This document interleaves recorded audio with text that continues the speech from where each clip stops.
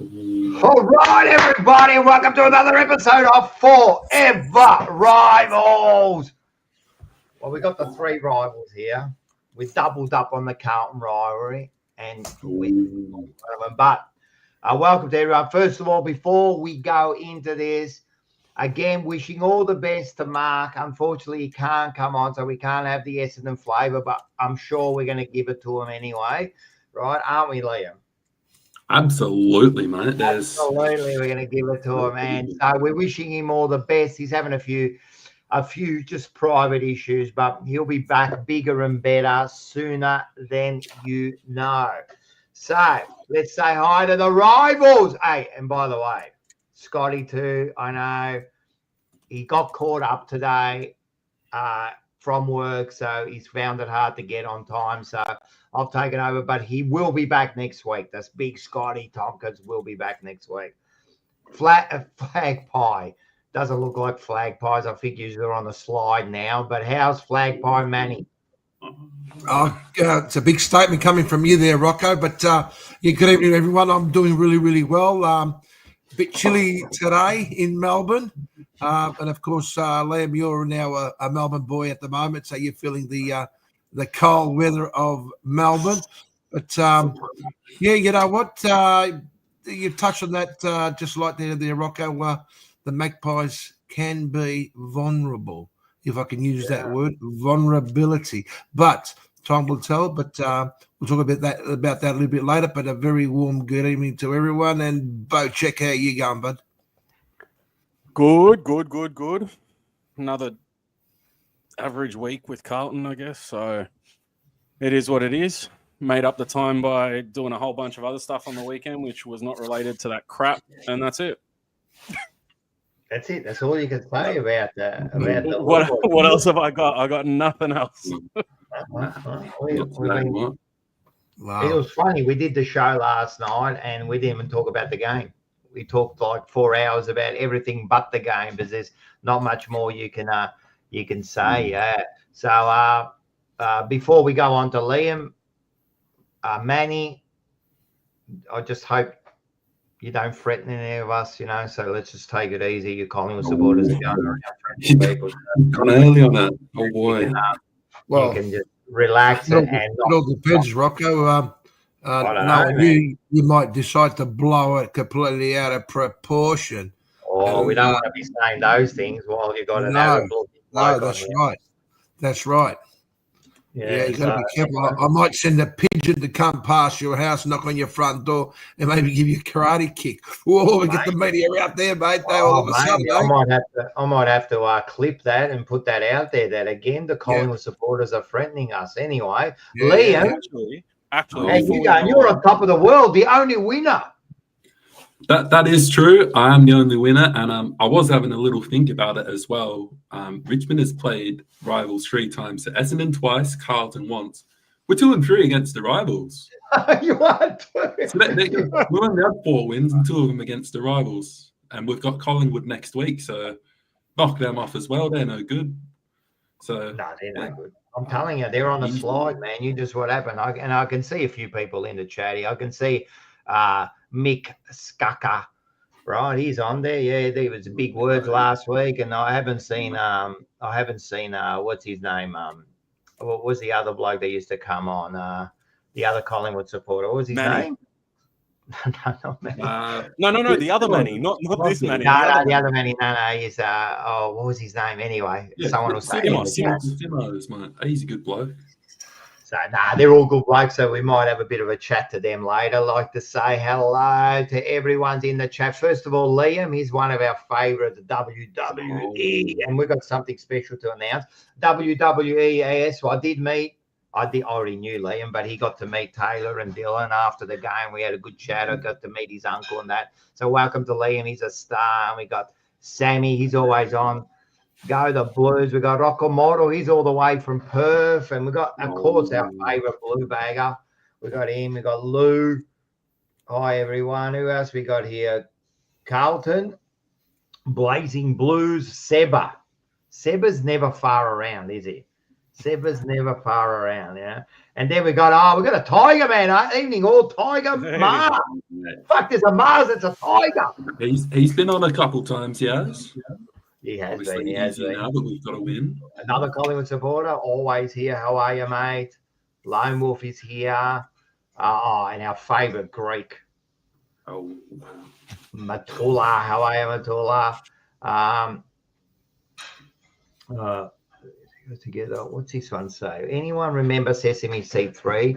These guys belonging together. 3 of these guys are kind of the same. You can guess which guy is not like the others because the team.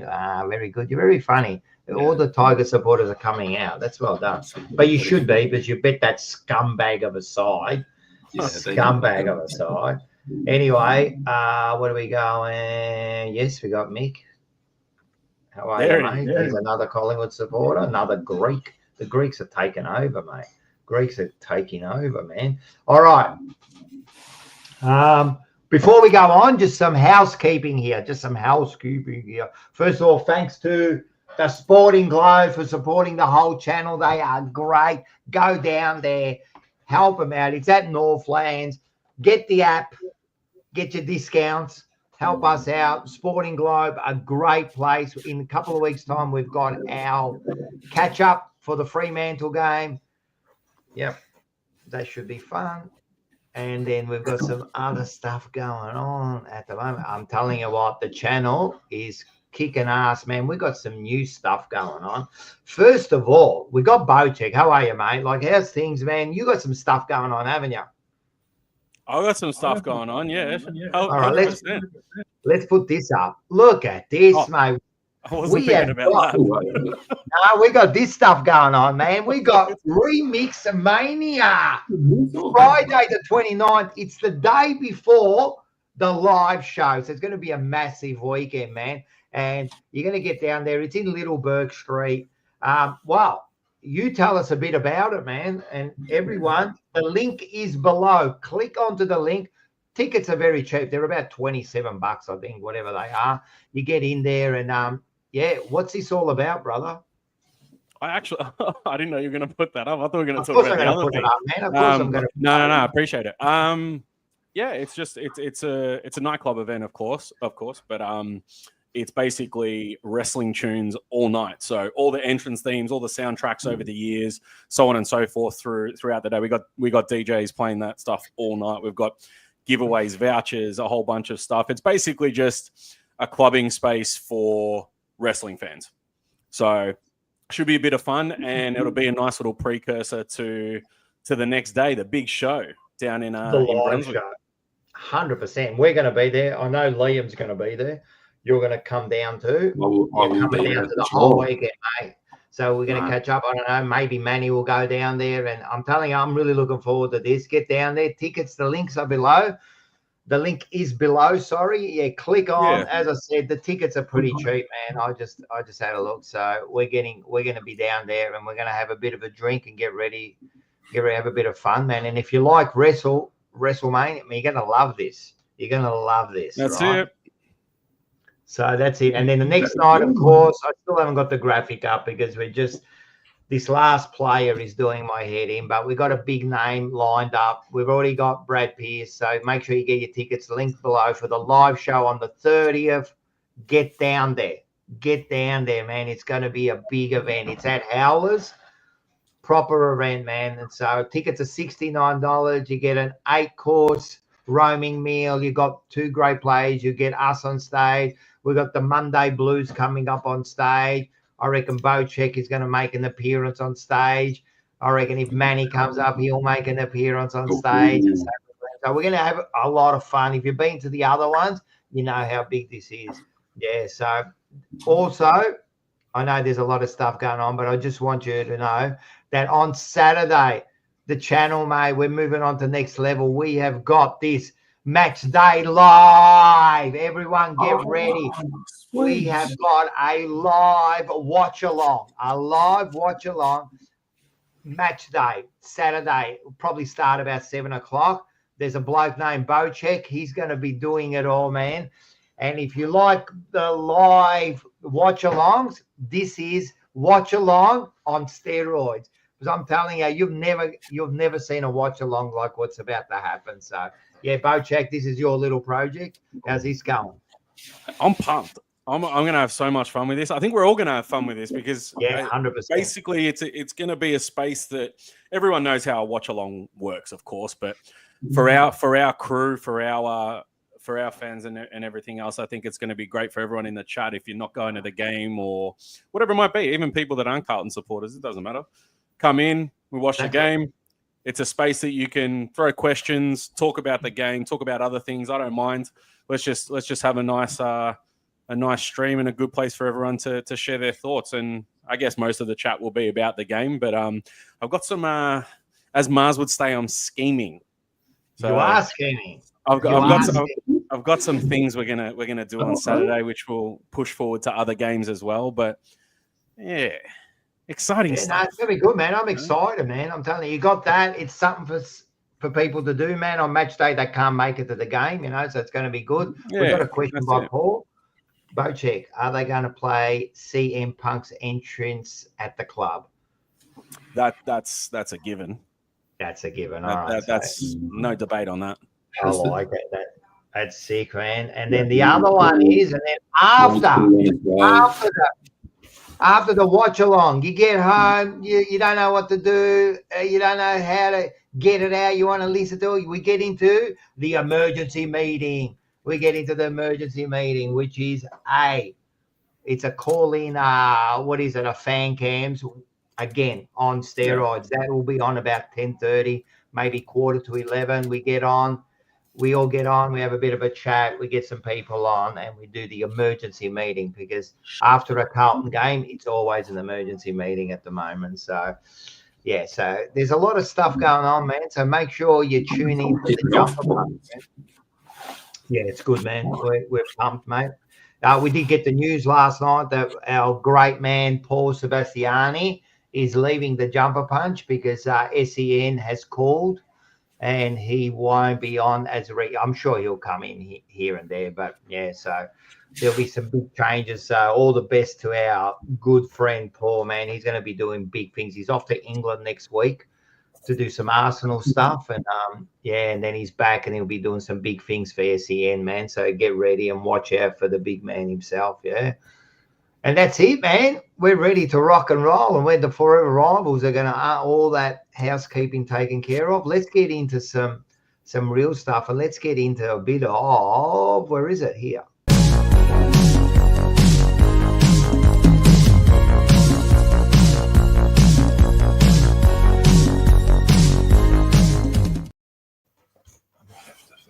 Fourever. What's that? Well, you know what? If you feel I'm going to start threatening, I might as well start using the chopping board. I was going to say, Collingwood supporters have gone to the next. We've got the violence in the We've be prepared, mate. Just be ready for it, mate. You know what I'm saying? Let's turn it into a horrendous thing. Anyway. Getting into that, we might as well get straight into that. And that's one issue I want to talk about because it's divided. It's divided the community about this. And this was the 5-year ban given to that scumbag who threatened Voss. I'm sure there's a lot to talk about here, a lot to unpack, how much of a threat was it? Did the media overplay it before they even knew? What about the Collingwood supporters? Given it to Carlton before they knew it was one of their own, saying that they would never do that sort of shit. And Carlton supporters are scumbags. How could they do that to their coach? And then when they found out that it was the Collingwood supporter, the narrative turned around and then it became, it wasn't that bad. And that was quite amusing. Also, Lee Matthews had some thoughts about it. Everyone's had some thoughts about it. It's about time Fourever rivals have some thoughts about it. And I'm going to start with the man himself, Flag Pie Manny. What do you think? You've been through, you've heard all this. What's going on? Oh, look, Rocco, there's two sides to every story. First and foremost, I don't in any shape or form approve of anyone having to threaten anybody, right? I think it's cheap, it's weak. But unfortunately, football, there's a lot of passion behind it. We've got a lot of passionate fans. To me personally, it made no sense. If it came from an upset Carlton supporter, a Carlton fan, I could say, you know what, he's frustrated, he's releasing his frustration. But to come from a Collingwood member and to, you know, I don't know whether it was a direct threat towards Voss himself or whether it was just basically as a general overview and just thought he'd say what he did. But, you know, the media loves to turn a mountain into a molehill or a molehill, sorry, into a mountain. And I just think that, you know, threatening anyone is something I don't approve of. But does the media love to turn something huge, something small, huge? They do. And it's up to the interpretation of everybody. You know what I mean? As you said, Lee Matthews, you know, spoke about it, and he said it was just basically, you know, something that has been sort of misinterpreted. And, you know, the media loves, you know, turning something that shouldn't have been the way it is. But, you know, he stuffed up. And, of course, for me, the question is, did he deserve 5-year ban? I personally think no. Is the AFL using him as an example? Maybe they are. But, you know, you do the wrong thing, you've got to be expected to pay for it. But sit there and put his mobile number, you know. So to me, it sounds like his intentions were not to really. I don't think if you asked him prior to that you think by doing this it's going to turn into whatever it's turned into, I reckon he would have said no. But unfortunately, you know, what do you think? Unfortunately, you can't. Hello. Hi. You're in front of there's at least 1,000 people watching. So. Oh, you got a fan there, Rocco. We go, Mate. mate. I've got a You couple got a of fan fans there. Yeah, well, They're I got just showing two. up to his house now. I got 2 fans. I was going to say, Was that your lovely? Was that your lovely lovely lady there, Rocco? my partner, yes, it was. Your partner, geez, you punch well above your weight there, mate. But anyway, continue, Rocco. I would say the other way around, but anyway. Now, back to business here. Yeah, I kind of agree. It was a bit of a beat up. Did he mean to? No, stupidity. Unfortunately, being stupid will sometimes cost you, and you've got to learn from that. As I said, I've been talking to Manny about this. Yep, I agree it was a bit of a beat up, but I also agree you can't use that word because you don't know what a threat is and what's not a threat, right? You just don't know. So you've got to be real careful about using these words. You want to be funny about it. As I said, you walk into a shop with a plastic gun, they treat it as a real gun because they don't know what a threat is and what's not a threat. But did the media jump on it? Yes. Are the media a bunch of pricks at times? Yes. They completely jumped on this. What do you reckon, Liam? Yeah, look, obviously, yeah, we have chatted about this a bit in our little rivals chat as we do, and like I said, just coming through from the other side of it, like you sort of alluded to, whether it's a joke or not, you cannot be doing this stuff at all. I get that they're trying to say it as a joke, but it doesn't matter. You can't be doing stupid shit like that. It's not on. It should not be tolerated, and it should be severely punished. And like I said, I went further. I did a little bit of research on, what can actually happen if things do escalate in this situation, and yeah, should not be messed with at all. It's really bad, and look, there's not too much else more I can add. But if this is only a 5-year ban for threatening someone's life, again, joke or not, I don't know. I don't think it's enough. I think it should be a life ban. There you go. We're going straight out. That's what I think. Yeah, because then what happens? happens? At all, anywhere. Exactly. And then what happens if you let this go? What happens the next level? It's just a little bit more. It's not a threat. It's a bit of a joke, I mean, the family panic. I know, like even Mick goes, it was cringeworthy, but not a threat. I don't know how do you know it's a threat or not a threat? Like at the end of the day, you just can't. Just don't do it. You know what I mean? Again, was it a beat up? Yes. What do you reckon, Bocek? I mean, you guys have mentioned everything already.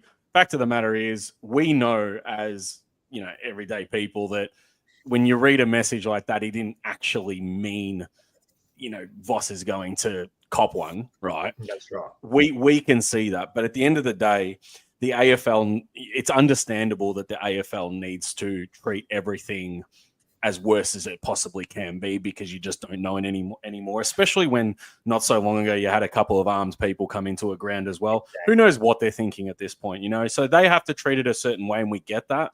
But at the same time, totally agree that the media blew it out of proportion. But are we surprised? I mean, the mainstream media love a story. Mainstream media love to blow things up that are, you know, maybe not as big as they would have looked at that and gone, yeah, he's being an idiot, you know, it is. But let's blow it up because clicks, comments, news stories, it's great. You know, people thrive on negativity through the news. They love that. You know, that's what gets the views. So I understand that the AFL had to treat it that way, but it's as simple as this. When you read, it's no different to messaging that same thing and going, hey, I want to report 22 guys on the field. They're getting bashed right now. You know what I mean? They're not actually getting bashed, but I totally understand they have to treat it a certain way. You know, I think also. Sorry, Robert. Before you go, I was going to say, do you think that the media blew it up even more when they thought it was a Carlton supporter? Because then it sounded worse. Yeah, I think actually no, Manny, you go, Manny. No, I was just took the words out of my mouth, Rock. I was going to say that, you know, prior to the announcement, if you were a betting man, you would have put your house on it that it would have been a Carlton supporter. Yeah. And the fact, you know, and of course, there's that stigma that is put on every single Carlton supporter because, you know, they've been mistreating the players, they've been aggressive, they've been offensive. You know, there was rumours going around that, you know, someone was spitting on a player. You know, you're going to get one or two idiots that may do that. And then, of course, you know, you try to think that, you know, it tarnishes every single supporter. And that's not the case. And I think it was a relief for the Carlton fans because it goes to show that, you know what, yes, our team's not performing. Yes, we are frustrated. But, you know, it just goes to show you that people would have, like I said, I thought it was a Carlton supporter.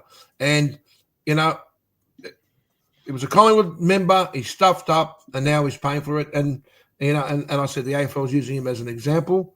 And so they should, because you just don't know what tomorrow might bring.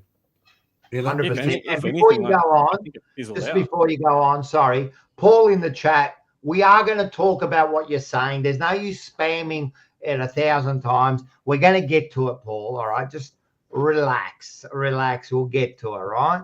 We will be talking about Graham. Right? Sorry, Bocek.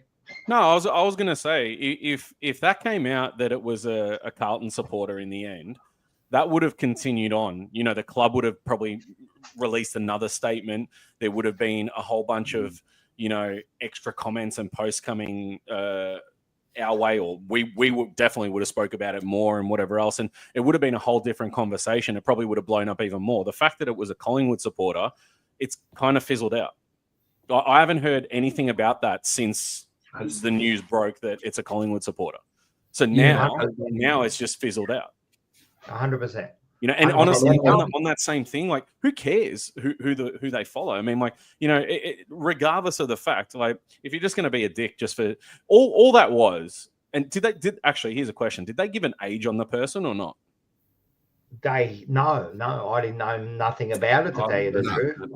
Because to me, it might have been, I don't know. When I see something like that, that's some 16, 17, 18-year-old, and no disrespect to other people around that age. Yeah, of course. It's some young person that's just sent, oi, I'm going to send this. Watch how funny this is going to be. And then his mates have a laugh, blah, blah, blah. They leave the game, and then they didn't realize that the AFL actually takes that shit seriously. So, and the other thing that's all that was. The other thing is, what a dickhead. Right, he sends it out on his phone. What do you think's going to happen? You know, like, man, like, what's wrong with you, mate? Like, you send it out on the phone, they're going to just trace it, you dickhead. You know, I'm going to give you another. Sorry, did you have something to say? You were about to say something, Liam. Oh, I was just interested. I don't know if you guys picked up or if Manny's seen it, but has Collingwood made any statement regarding this at all? Oh, that's true. I don't know. Yeah, they have. Yeah, look, Collingwood Football Club has come out and they're disappointed that it's one of their own, but they've also are not going to allow that kind of behaviour. They're not going to tolerate that type of behaviour. And, you've got to use that as an example that, something worse can happen. So, yeah, Collingwood's in agreement with what the AFL has decided. And I think it's beneficial to the Collingwood Football Club to be there to support what is wrong and what is right. And in this instance, this bloke, whether you like it or not, you're going to be not playing, you're not going to these games for the next 5 years, and you're going to have to learn to live with it. So, yeah, it is what it is. Rocco, no, go. I was going to say Rocco Morrow made a. Yeah, which one did you like? I wanted to put this one up first of all. We know it wasn't Manny because it was actually a member, so we know it wasn't Manny. No. The one above that. Yes, I was just about to put that up, so you read my mind. Go for it. There you go. See, great minds. You're never going to get that. That's never going to happen. And I mean, if anything is to go by, look at the fact that everything that's been going on this season, we've been calling for some sort of accountability from the club and to speak directly to the fans, because they only do it kind of indirectly, and they might touch on it a little bit and you can kind of seep something out of it. You know what I mean? But if you think you're getting an apology from the club or you're getting an apology from Voss, it's just don't wait on that, because you're not going to get it, for starters. And secondly, like I say, they're not even taking accountability and speaking to the fans and especially the members directly about what's been going on this season. So for a little mishap there, where look, Voss didn't go too crazy, but what he said, personally, I agree with Rocco. It should warrant an apology to say we got it wrong. Sorry that we said what we said, or I said what I said, if it was Voss, and that's that. But you're not going to get it. Our club's renowned for, not taking accountability when they need to. So, I mean, you think they're going to put their hand up and go, sorry? Nah, mate. 100%, man. And they did, mate. Like, at the end of the day, when he came out with that statement, and maybe he knew, maybe he didn't, I don't know, but he attacked the Carlton supporters, and it's a personal attack on all of us, you know what I mean? Saying, we don't like, they should be happy. I'm thinking, mate. And we're all thinking, yeah, we don't like that and that. And then we find out it wasn't us. I would come out and say, look, I apologize to all the Carlton supporters. You know what I mean? It wasn't about you, bada bing, and it still shouldn't be done. It wasn't right, bada bing, but you're right. I'm going to put another thing that I thought about this. So, Willie Rioli, a few weeks back, month ago, whatever it was, he threatened a player, not once, not twice, but 3 times I heard that he's been caught doing it, right? 3 times. And yet, no penalty. The only penalty that was given was a 1-week ban, pretty much self-imposed or by the club. Correct. It was nothing else, right? Yep. He threatened a player. Stupid. They know the person who did the threat and they know who he threatened, right? And it was more of a threat than what this was. Way more of a threat. 0. This bloke here, even though he's a Collingwood scumbag, gets 5 years. I just don't get the consistent. What is going on here? Why would that happen, you think? Well, look, you're poking the bear here,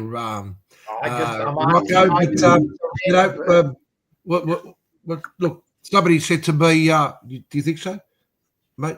Well, look, maybe it's got something to do with welcome to nation, You've got different type of privileges, you know what I mean? You've got different type of privileges, A lot of people are very, very sensitive, you know what I mean? You can't talk about this. You can't talk about that. Let's not, all of a sudden you're racist. How dare you, this and that. But it's okay for them to think, this is our country. This is what they say every time this is our country. They're so forth. All of a sudden, it's okay for them to threaten people. And you know what? As far as I'm concerned, yes, I have hit the nail on the head. Or as my good mate Mark would say, the word on the nail. The word on the nail. But let me tell you something. Unfortunately, the AFL has got no kahunas. They've got no balls to sit there and say, you know what? Who cares what the color of your skin is, my friend? You know what? Let's treat everybody the same way. You do the wrong thing, you should be expected to face consequences. Yeah, but it's what they call double standards, and unfortunately, this is going to be the problem. It's going to be the problem. Very interesting. Is he saying what we're all thinking? Liam, how can one person get 0 and the other person get 5 years for a lesser offence? Yeah, as we did say, it is the word on the nail, is what Manny said. Without going too far down that path, I would say potentially that maybe has a little bit to do with the decision. It's... Look, I would have thought as a player, I mean, we're about to speak about the Jack Graham incident, and it leads into that kind of well also. But not only has he gone and said something during the game, he has gone outside of the game. He has taken time to find an opposition's player number to message them something. What was it? He said he's got mates and they'll sort you out when you head up to Darwin or something. Do you know what I mean? Like, and apparently that's okay. That was, and he only got like a week off because of all the media pressure coming in, all the people like us saying like, this is shit, you can't do that. It took for all that for him to get banned.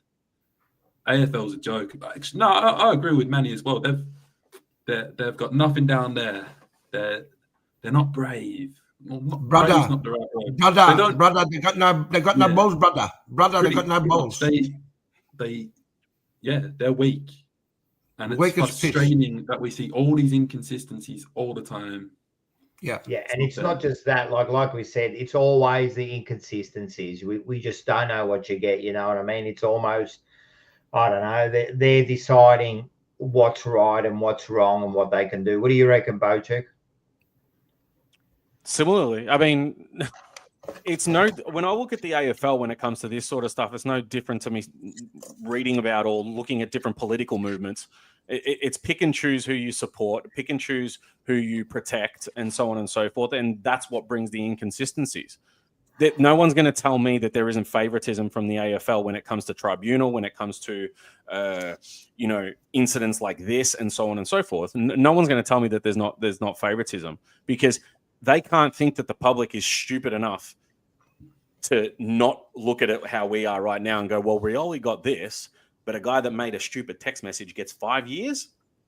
How can they not think people are going to bring that up, right? Yeah. I have no idea. I mean, it was a weekend of inconsistency. I know we're going to get down to the Campo thing later, right? Yep. But look at the inconsistency with Dev Robertson. Yep. Like, come on.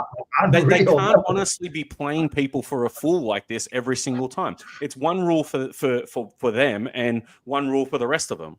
Oh, you're kidding. Yeah, that's the comment. I know. I can't believe you said that as I was putting it up. There you go. All right. So, there you go. And the worst thing about all that is, out of my mouth. and the worst thing about that is that it's, and I'll go out on a limb to say this, that we're not racist, and we're not racist. We love everyone the same way. We hate everyone the same way. So we're not racist. But it's the wrong thing that the AFL does. All of a sudden what it does, it creates frustration, anger, and then what example are you actually leading, to upcoming young kids who play the sport? They want to be part of the game. They want to be part of everything that's to do with AFL. And you got to lead as an example. And you got to remember something, that the AFL is not a small little unit. They're a huge part of this country of ours. May I say they are probably the most influential organisation in Australia. Like, you think about it, who's more influential than the AFL? Yeah, I agree, and they should lead by example. And unfortunately, they're not, and they're afraid to tippy-toe. They're tippy-toeing around, certain which they shouldn't be. They should be just dealing with it at the time. It doesn't matter. It's, you do the wrong thing. That's, you've done the wrong thing. Don't make it, and don't force it upon us to then, sit there and say, oh, you're not doing the right thing. You're walking around the whole situation because, as I mentioned earlier on, and it shouldn't be that way. I agree. Everyone should be treated the same way. I agree, and I've always said this about Carlton. I think we're the biggest culprit of that kind of shit because we, as a Carlton, that jumper on the back there, see that emblem there, that unites all Carlton supporters. Doesn't matter who you are, and I've always said this. Doesn't matter. As soon as you barry for Carlton, we're one big family. As soon as you barry for Richmond, you're one big family. But what Carlton seem to do is divide people into one group that barries for Carlton and another group that barries for Carlton. I think the AFL do it in kind of the same way too. Instead of uniting all AFL supporters as one, they divide everyone. And I seriously don't like it. I don't think they get it. They keep doing it. They do not understand that jumper, the AFL unites everyone. It shouldn't divide people. They are dividing people. Of course they are. You know what doesn't help? That we're long past the days of sticks and stones will break my bones. That doesn't exist anymore. Yeah, that's right. So that makes it we're all treading on ice. Some of us don't care and we'll say whatever the hell we want. I've never really given a shit about boundaries or whatever. You keep it within reason, but at the same time, we're past all that. Now it's you say the tiniest little wrong thing and it's blown up into this massive thing. I mean, it's the bloody world we live in, Yeah. It is the world. That is, it's a good point, though. What was that, Liam? It's a good point he makes because, obviously there's not really too much you can say. Even when we're just chatting about it now, we're kind of trying to say what we want to say without actually saying it because we don't want to get in any trouble. The only thing with this, though, what I will say is I've played footy. We've all probably played some sport. Saying something in a game is one thing, but to go out of your way outside of a game to make comments, that's not good. And that's the problem. That's the problem with what Willie did. 100%. And again, I think what we were upset about as fans was it took so long and it took us as fans to make a fuss about it before something was done, right? They could see how angry we were, and that's what upset us because we give control to the AFL to control the whole game, and sometimes, mate, I don't know who's controlling this game. It's unbelievable, man. It's unbelievable. I just don't get it. I'll give you another incident. Let's move on.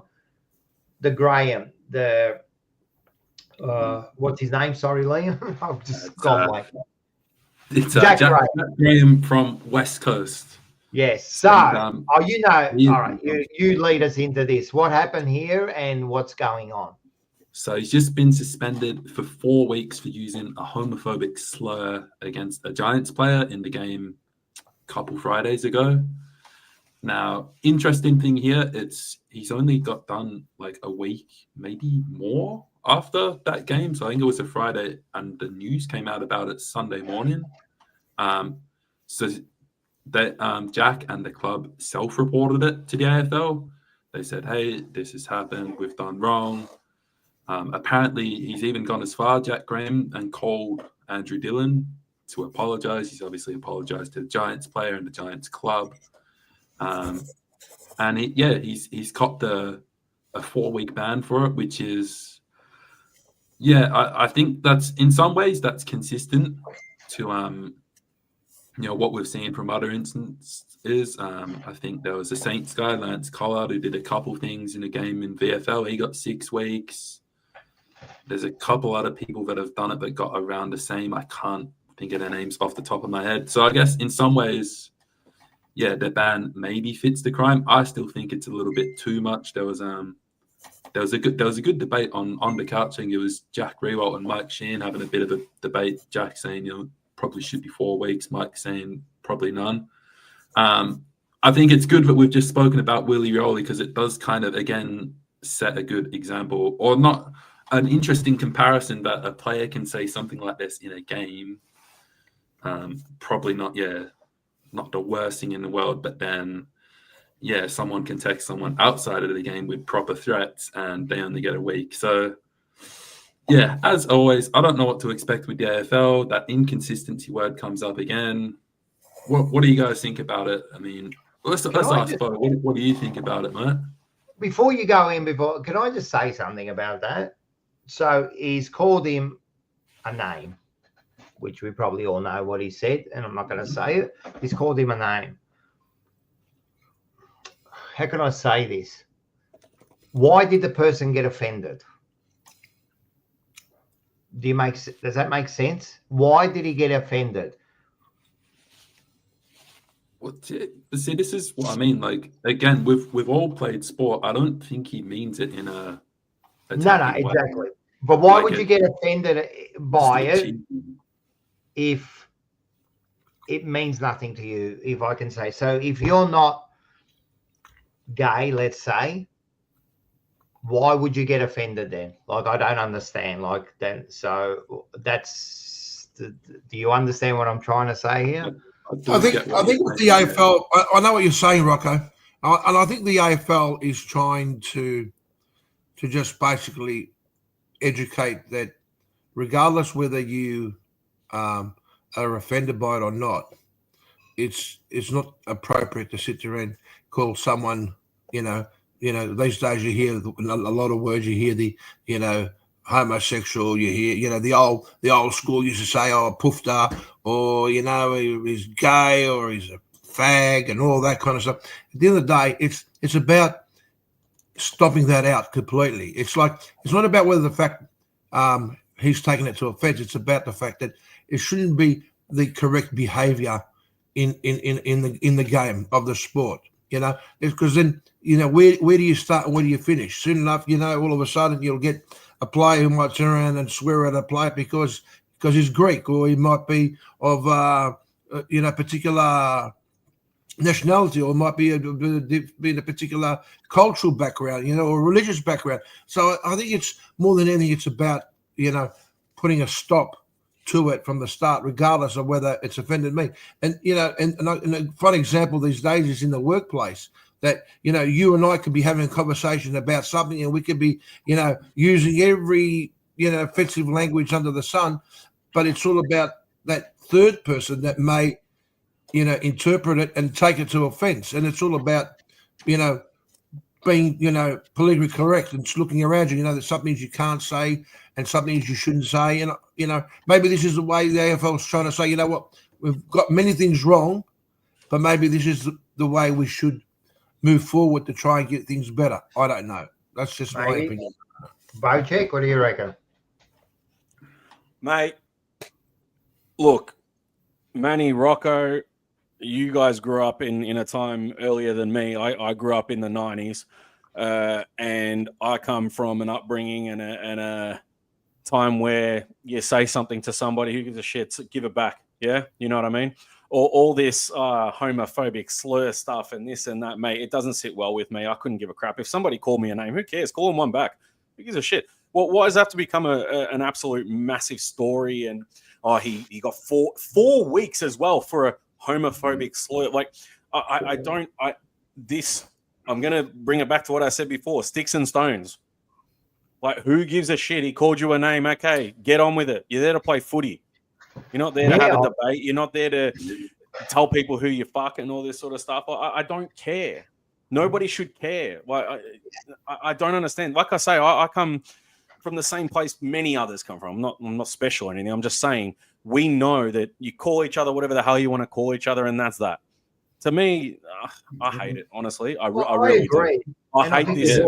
We've all become a little bit too precious these days, so you can't say anything anymore. And for example, one is, like we call each other, and we still do, right, between our private chats and that. I call people fags, but I don't mean it in that sense. Everything. I don't mean it in that sense.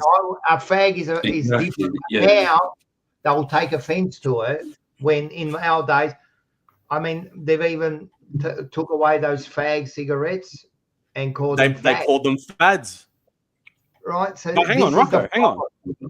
If that's the case with changing of name thing, why didn't they change? I saw some comment in there before, right?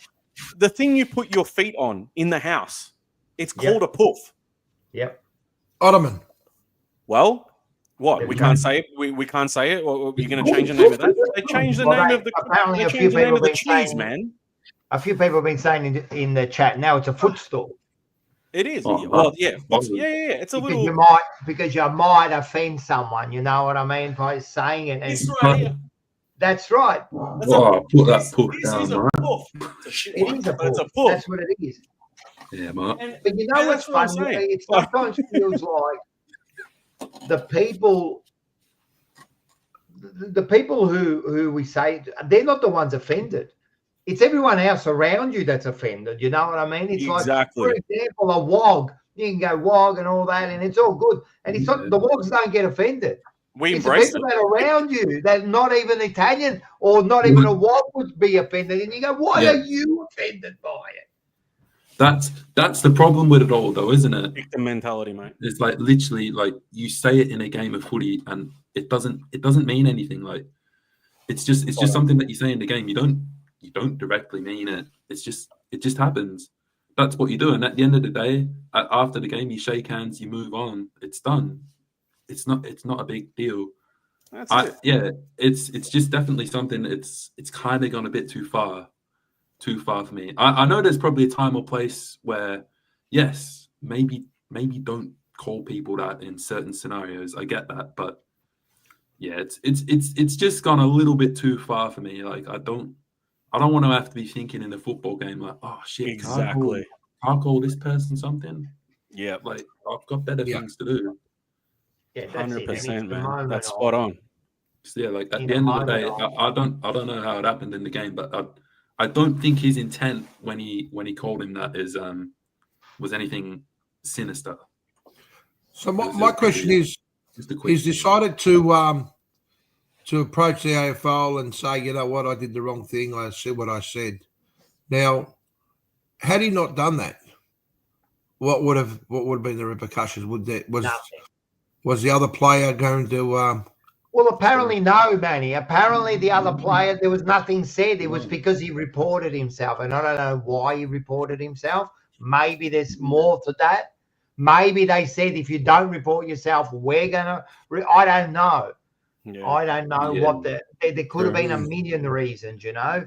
But it's very. Listen, man. If we go into this now about the society, this is an unfiltered. This is an unfiltered. This is an unfiltered episode. We need one of these. Just stuff, man. We can't do nothing, man. We got to walk around now on eggshells. You know, you can't say. And I'm telling you, in the 80s, did we go a little bit too far? Maybe at times we went a little bit too far, but I tell you what, we were a lot happier bunch. I'll tell you that much. Yeah, exactly. I suppose. And times have changed. And times have changed, and and some things are can be in people's faces, and a lot of people don't like certain things, but they've learned to accept and they move on and they get on with life, and that's the way it is. But who would have thought that if you said to me 10 years ago that there's going to be an election over this rainbow thing, what was it that we were, I would have thought to myself, well, what's going on? What's this all about? But it's like sometimes, like I had an old chap who said to me, I sometimes feel that they're just trying to force things on us. Yeah. So I don't know. I just don't know. I don't know what to say. Usually, you know what the problem is? The majority all agree, I think, what we kind of saying. It's the minority, but who got the loudest voice.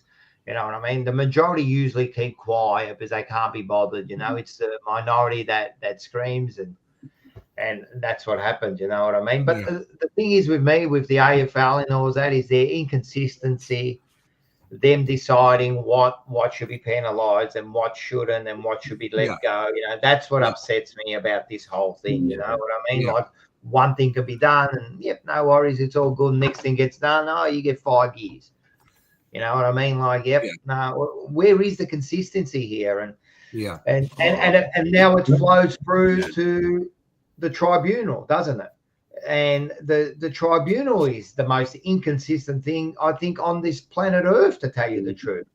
on this planet Earth is the most. Where are we going to when we can get? Who was that player who punched that bloke on the ground? What was that? Who was that you just Very saw? Hall. No. It was just. Wasn't that Richmond forward?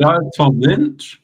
Wasn't it the Richmond forward? There's another one. Yeah. But anyway, you get like we got like Camperelli who pushed this player just to get some space, and unfortunately the player, copped some injuries, and the bloke gets 4 weeks for that, right? And then we're getting, and I know these are Carlton players, it's not because it's Carlton players, but then you're getting Chera, who's run into Umpire again, right? And he's getting fines, right?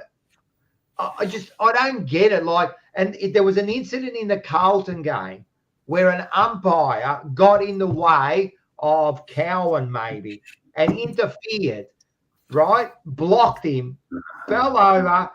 Brisbane turn around, get the ball, kick a goal. Not that would have made a difference. Let's get that straight. It's not about that, right? But instead of balling that up, they decided to play that on.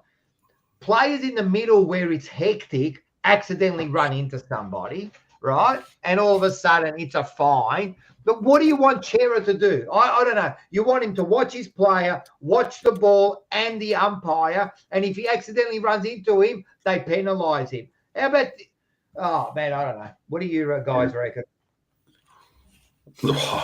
There's a lot to... With which one? With Chera or Camperelli? Because I didn't really see that one, to be honest. But the Chera one is so stupid. So before he even went into the tribunal, they said he's not going to get a week. It's literally discussing the fine. The fine.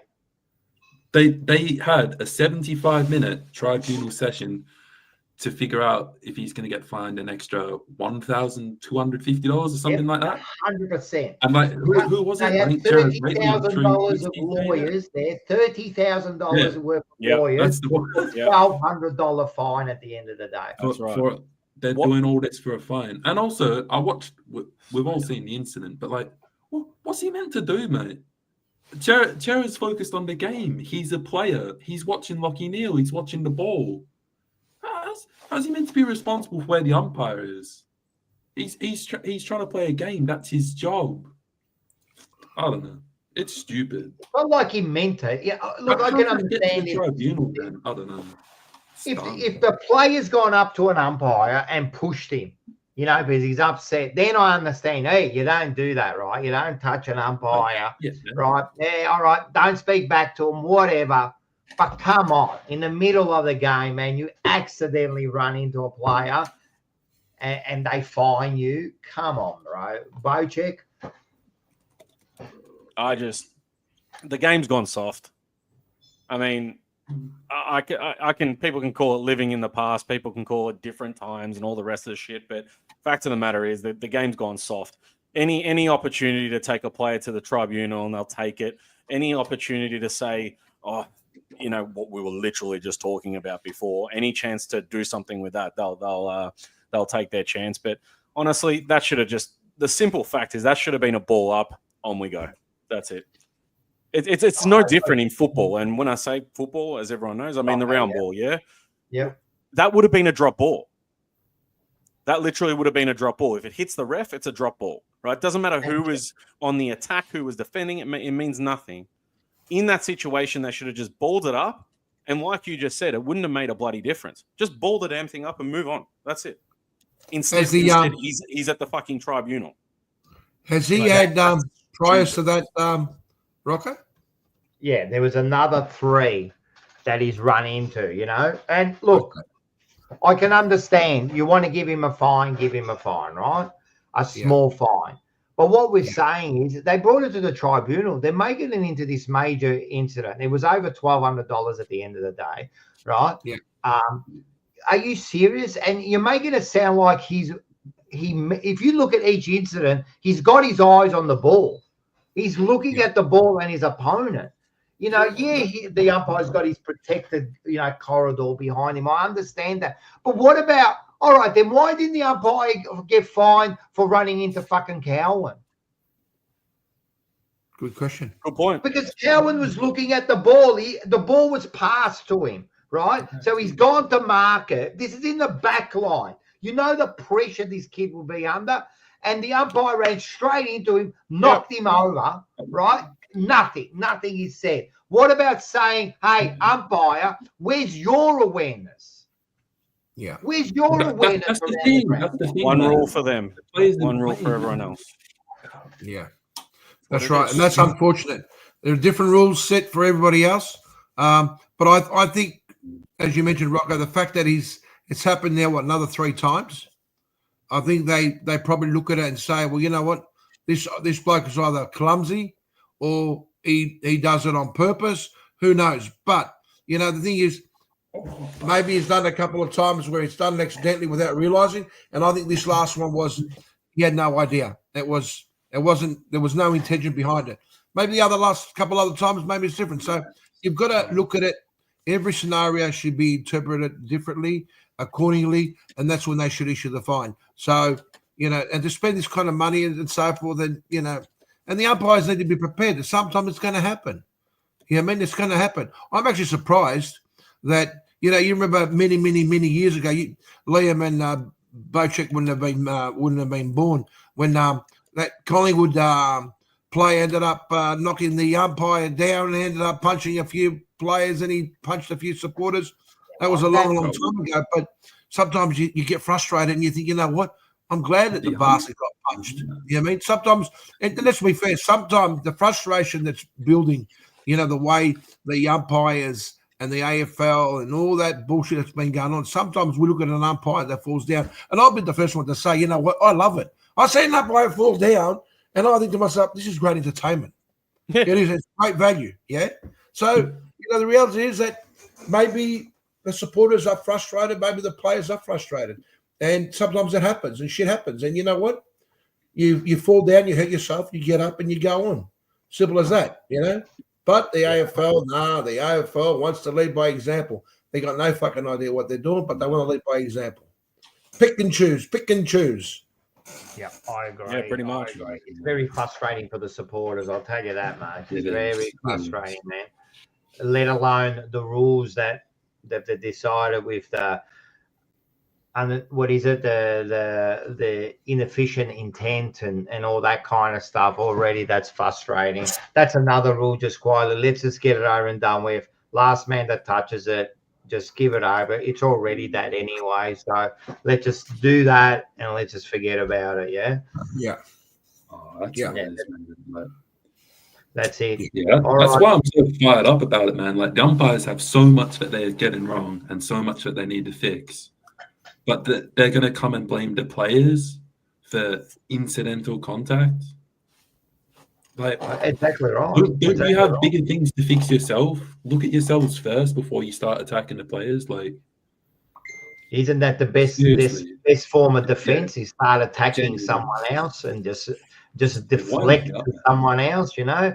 Oh, yeah, but it's the players. Don't worry about our shit umpiring for fucking 18 weeks. Don't worry about that. Let's concentrate on that, you know what I mean? And it's I wouldn't be surprised if the AFL do a lot of that for other stuff too, you know, 5-year ban. Yep. Let's just deflect everything and let's not worry about the state of the game or whatever, you know? So that's it. All right. Very good, mate. That's been a good discussion. All right. We're going to move on to some games. Bocek, thank you very much for coming on, mate. You're a star. What I'm going to go do? Mate. You know what I'm going to go do? What are you going to do? I'm going to chuck my feet on a poof. And I'm going to enjoy the rest of the show. I love it. Because what you're going to be doing is you're going to be getting ready for... That's it. On Saturday night. If you want to hear more of that witty comedy there, tune in, because I'll tell you one thing. I've been seeing what Bo's been working on with the graphics and everything. I'm telling you, it's going to be a good experience, man. So everyone tune in. Fun. And make sure you like and subscribe and do all that. And thank you very much, Bocek, man. You're a star. No, thanks for having me, guys. I'll be watching the rest of the show. Enjoy. Thanks, brother. See you, mate. See you, Bocek. See you guys. Bye. All right. That's pretty good. But I think mate, we could talk about that stuff all day, man, but maybe we should do another show just on that. But while we're here, we might as well talk about some games. What do you reckon? We'll talk about the Collingwood game first. What do you reckon, Manny? Yeah, we might as well. And then while you're there, because you know nothing about the game, I'll get this bloke on so he can help you out, and maybe we can get some real. Here we go.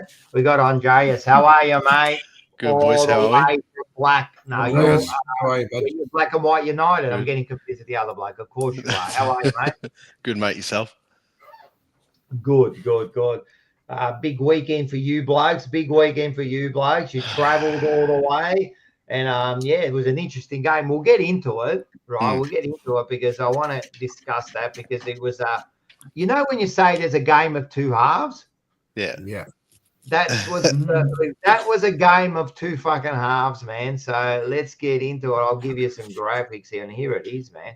It ended up being 10-9, 69 to 8-15, 63. I mean, you started off with the first 10 behinds or something. 11. I think it was 11, something like that. So yeah. 11 behinds, yeah. And then it looked like it was going to be a thrashing, but to your credit, even though you're a bunch of scumbags, right, who threatened people, you came back and almost stole the game, bro. Almost stole the game. I think more than anything, it's probably the hope and the excitement that kills you the most after being so far down. I mean, it was before we talk about anything though. I need to say that you've got to give credit to Gold Coast where it's due, especially in that first half, and then obviously the last couple of minutes of the last quarter.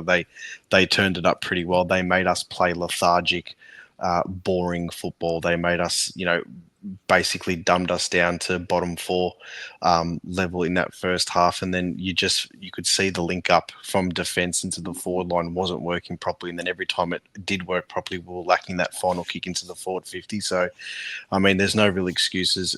We were just outplayed something vicious, especially in that first half. The second half though, I mean, was the complete opposite. We stopped them doing basically everything that they were doing in the first half. But did they panic, Andreas? Did they panic a bit once you kicked a couple?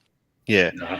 I felt like pretty much, I think it was the second or third goal in a row that we scored. So not the first one that Tim Membry kicked. I think it might have been the second one that Elliot that Elliot kicked. I think the next two, I think it was when he scored. It was the third goal against the run. Then obviously the tide turned. That's when I think there was panic stations for him because the crowd got involved as well. So, but with that being said, I don't know how you boys saw it, but from a Collingwood point of view, it was just we spent all our energy getting to a point where we hit the front. And then as soon as we hit the front, the Gold Coast leaders, Noah Anderson, and the likes that they stood up and they taught us a lesson in how to manage the moments. We didn't manage them properly. So, but it is what it is. You can't win. You can't win them all. No, you can't, and it is going to be the slide that Collingwood from now into the rest of the season we're all waiting for. So vulnerability. Keep waiting. Keep waiting. Huh? Keep waiting for that. It's not going to happen.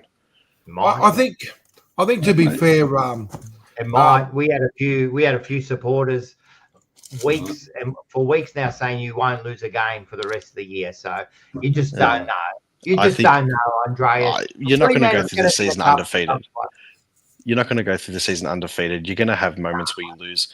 We'll probably lose another 2 or 3 more. Now to the end of the season, we might lose another. We might lose another 2. I reckon before final starts. Who cares?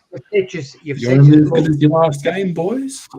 Could be the last game you ever won was the week before, but we just remember Carlton were in exactly the same position last year when we were 6 points up, around 18, premiership favourites. I'm just saying. But anyway, all I'm saying is I've watched the game. So you asked what you guys thought before we get to Manny. I saw it. You got absolutely outplayed the first half. 100%. I thought it was a brilliant coaching performance by Harley. He absolutely performed you. He stopped your run. They were winning. They were kicking straight. You know what I mean? You were missing. So that of course is going to make a difference.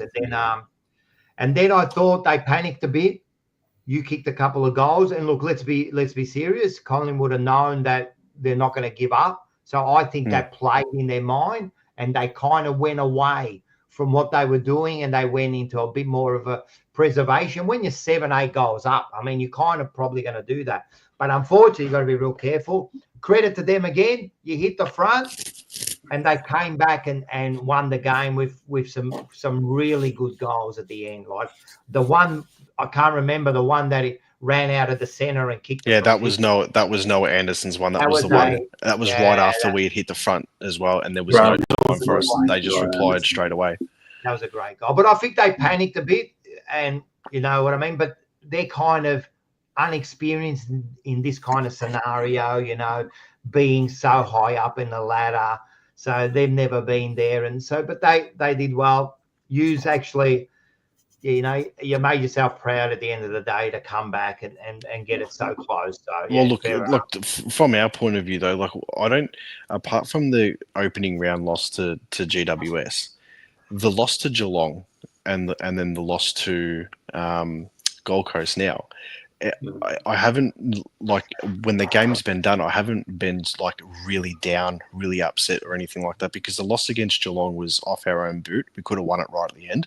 And then this loss here, like, we only rocked up for 2 quarters, you know? So if we had rocked up for 3, we probably win the game. You know what I mean? So this, and then like from our point of view, I'm not making excuses because Gold Coast were better than us on the day. That's just the way it was. We are missing a few players. You know, things didn't go away. We shot ourselves in the foot with our inaccurate kicking.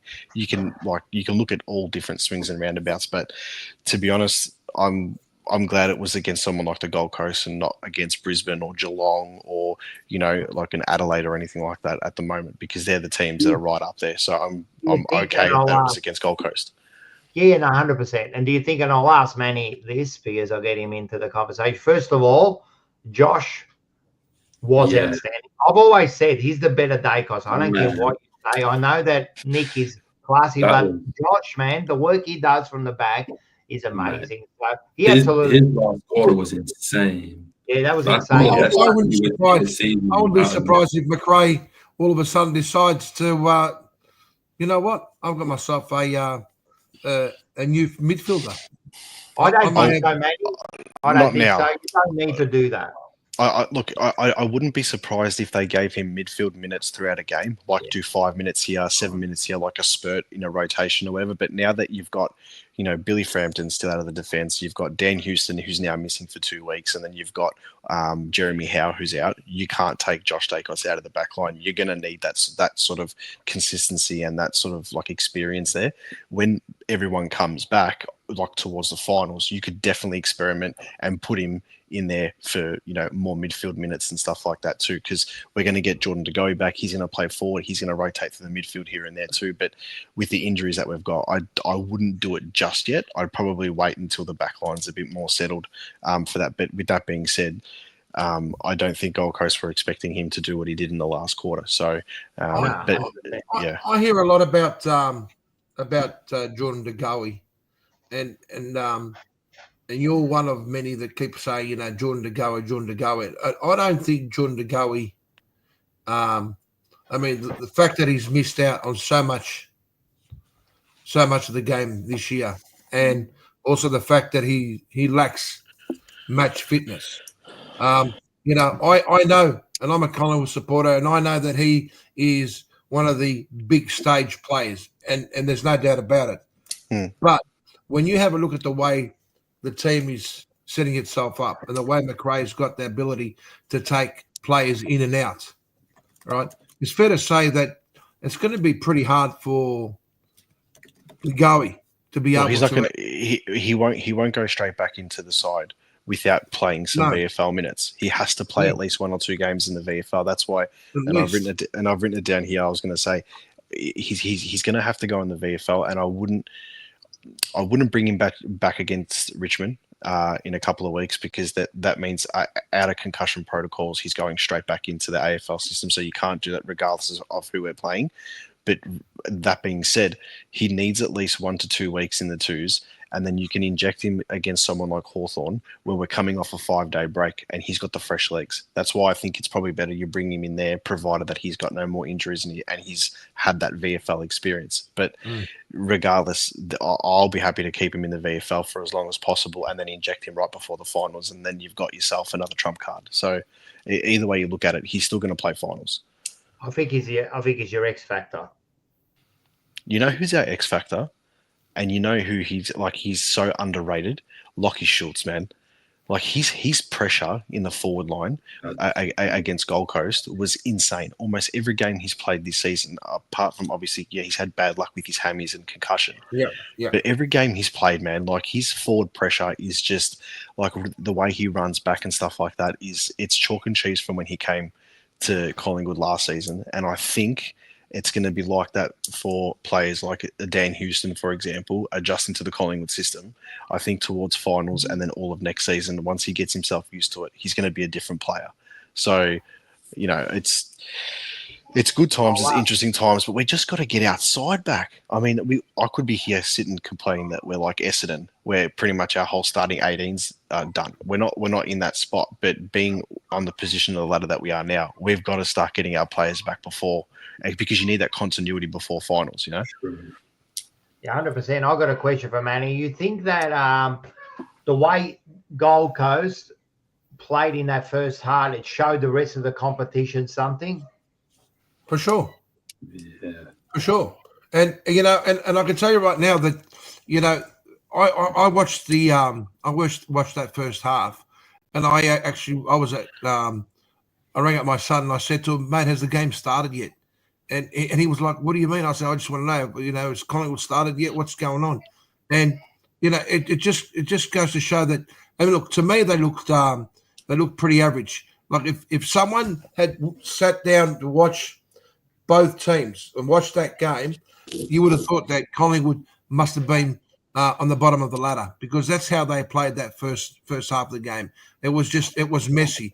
They didn't know where to kick the ball. The kicking wasn't accurate. It was just, so, right now, we can sit there and compare 2023 when we won the flag to this team this year. And I can tell you right now, I won't say that we're, coming to nervous times, but I think this was probably. What are you saying? You're trying to keep the lid on. What are you doing? No. I honestly think that this is a good wake up call for us. You know what I mean? And it is, and it's all you need is if we don't do well this week against Fremantle. And you're talking about teams that are they're fighting to try and keep their position in the 8. So they've got more to lose than what we have at the moment. So, mentally they can play a role. They can play a huge role mentally. It's an interesting game this week. At the MCG, it's always going to be in your favour for sure. It would have been interesting to play it over in Perth to see what Collingwood do to come back, but it's an interesting game this week. I'll leave it at that. Of course, you're going to be favourites to come in. Look, you know what I did like? One thing, I hate your fucking dog of a side, right? But I did like what I do. They're dogs, but I did like what your coach. He wasn't happy at all. He wasn't happy with any of that. So it shows a good trait that you can't be happy with any loss. Any loss. You should be upset. Yeah, we've got a very different mentality, like in the coaching staff, than what we did under Nathan Buckley. So, I mean, 100%. he's been saying since 2021 when he took over in preseason going into 22 that we don't want to act like losers, we don't want to be sooks, this is that on the field, and we're going to be a bullish team regardless of what happens. So we've got standards, and that's it there. And obviously when we lose, the AFL population absolutely loves it, and that makes winning even better. So I've just realized that Liam's the only one here that experienced the win last week. We talked about that. I just wanted to ask you guys one thing about your game, though, if I can. Yeah. Because you're right, at halftime, I was definitely having a laugh at your game. I was like, I haven't even scored a goal. I didn't care how well Gold Coast were doing. But like watching you in that third quarter and that fourth when you're starting to come back, I was like, oh man, they're gonna do it again. They always do this. Like they're just never out of games. How did you guys feel as fans watching that? Did you feel like even at halftime when you were struggling, did you think, man, that's a shit half, but like the score's not far out of reach. We can still get back in this game. Or were you just thinking like that's a poor performance and like we're really gonna struggle in this second half? How do you guys feel as fans? Pretty much every single thing that you just said that was going through my head. So like you had the part where obviously I said to myself, if we were like to have a comeback after we scored a couple of goals, we couldn't let the lead get back out past 30 points. It needed to be under 30 points for us to have a relatively decent sniff at coming back, because we had more of the momentum. And if they scored one against the play, well, then that's pretty much done and dusted. That didn't really happen. It got to 27 points, and then we just completely kept going at them. And you could sense like we're going to hit the front here. But as I said, in my mind, it was you've got to manage it. You've got to be able to, if you hit the front too early with, you know, heaps of time to go, then you've got to then go that extra gear to defend the lead. And we didn't get a chance to do that.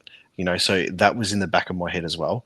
But I mean, going into halftime without scoring a goal, in my head, I'm just like, honestly, I thought to myself, if we can just get out of this game without getting any serious injuries, I'll be okay. It resorted back to that. And I think that's more of a human nature sort of thing than just being like a Collingwood supporter thing. I think it was, you know, if you guys were in the same spot, you'd be like, Jesus Christ, there's no one get hurt or anything like that. Let's just think. But they turned it up a gear, and then I think it, as I said when I came on, I think it was just more the emotion of like the hope of we got in front, and then it was like just the sudden crash of it just got taken away as quick as it came, sort of thing. They come back instantly. That kills you when they do that kick straight after your goal. Like it's. I know, like when you are. When you kick that goal to the front and you go back to the middle, if you think, well, I think the first thing you think about is just win the first set, win that center contest, so we can get the ball forward. And then when they get the ball, for fuck's sakes, mate! Oh, because the ball got tapped to Anderson, and it got tapped to the space where nobody was, and he just ran onto it. And we were doing the exact same thing to them the entire like half of football. And I'm thinking to myself, as soon as you hit the front, I was screaming at the TV saying, just manage it now, just manage it, just hit the scoreboard, like just lock it into forward 50, because we were doing that. And then as soon as we hit the front, it just changed and it went back to the way it was pretty much at the start. We couldn't get our hands on the ball, and then it is what it is. I mean, you spend all your energy trying to catch up, man. Like it's hard, and then to continue on once you hit the front. I mean, all they have to do is kick a goal, which they did, and it breaks the momentum again. No regrets. He's on there.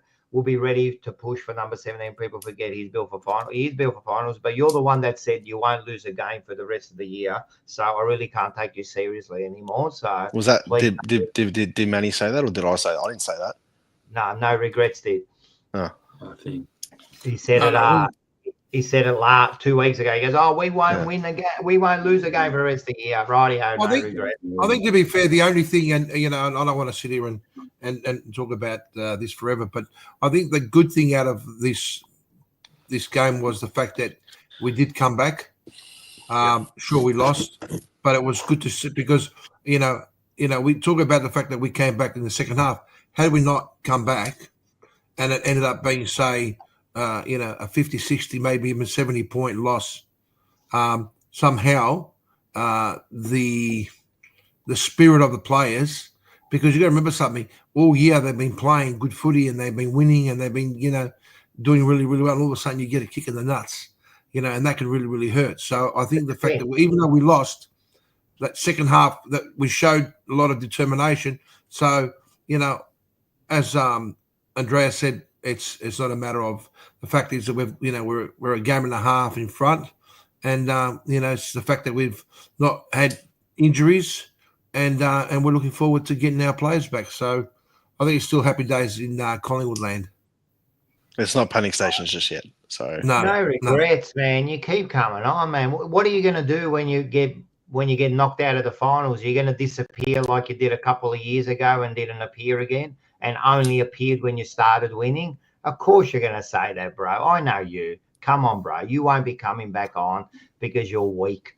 Anyway, talking about weak, Collingwood play Fremantle this week. And we'll quickly, before you go, Andreas, because I know you've got duties to do there always. Oh, it's not too bad tonight. Not too bad tonight. That's you're a good family man. I know you're always there doing all. Mate, it's unusual for Collingwood people, but you are a good family man. And I've even got all my teeth. They're all real. You've got all your teeth. I don't know if they're fake, but you've got all your teeth.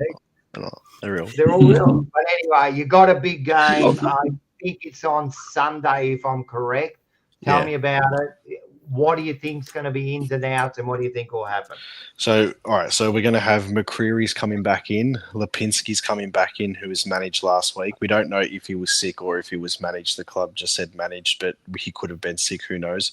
So Mychek, McCreary, and Lipinski will make their way in. Billy Frampton's not going to be in. He'll probably come in against Richmond the week after. He's 50-50, the touch and go, but they're probably just going to keep him in for the week after. And also Bobby Hill is going to most likely come back against Richmond. They said that they were close to bringing him back this week, but they wanted to get more. They were going to play him in the VFL this week, but instead they've decided to lift his training load for next week and put him straight into the AFL side for the game against Richmond, which hopefully works out to be okay. I think, look, to be honest, my biggest concern against Fremantle is our defence now. We are 3 men down in our defence, but hopefully the players that come in are the role players that we need to do that. But at the same time, you look at our forward line, we've got a full stacked forward line ready to go, and I don't rate Fremantle's back line. Alex Pearce is out as well, so I think the last 3 goals he's kicked in his career have all been against Collingwood, so he usually has a field day against us down back. So I'm really confident of us moving the ball up forward. It just depends on how it happens. I'm worried that Fremantle with Sarong, Wagner and Brayshaw through the middle, if they get those quick rebounds through the middle, because our defence will be pushing up high, they're going to get goals just over the top of us. And I think that's where the biggest concern for Collingwood is this week. Other than that, I just think that we'll beat them in the midfield and we'll beat them in the forward. It's just the defence, I think, is a bit funny at the moment. So yeah.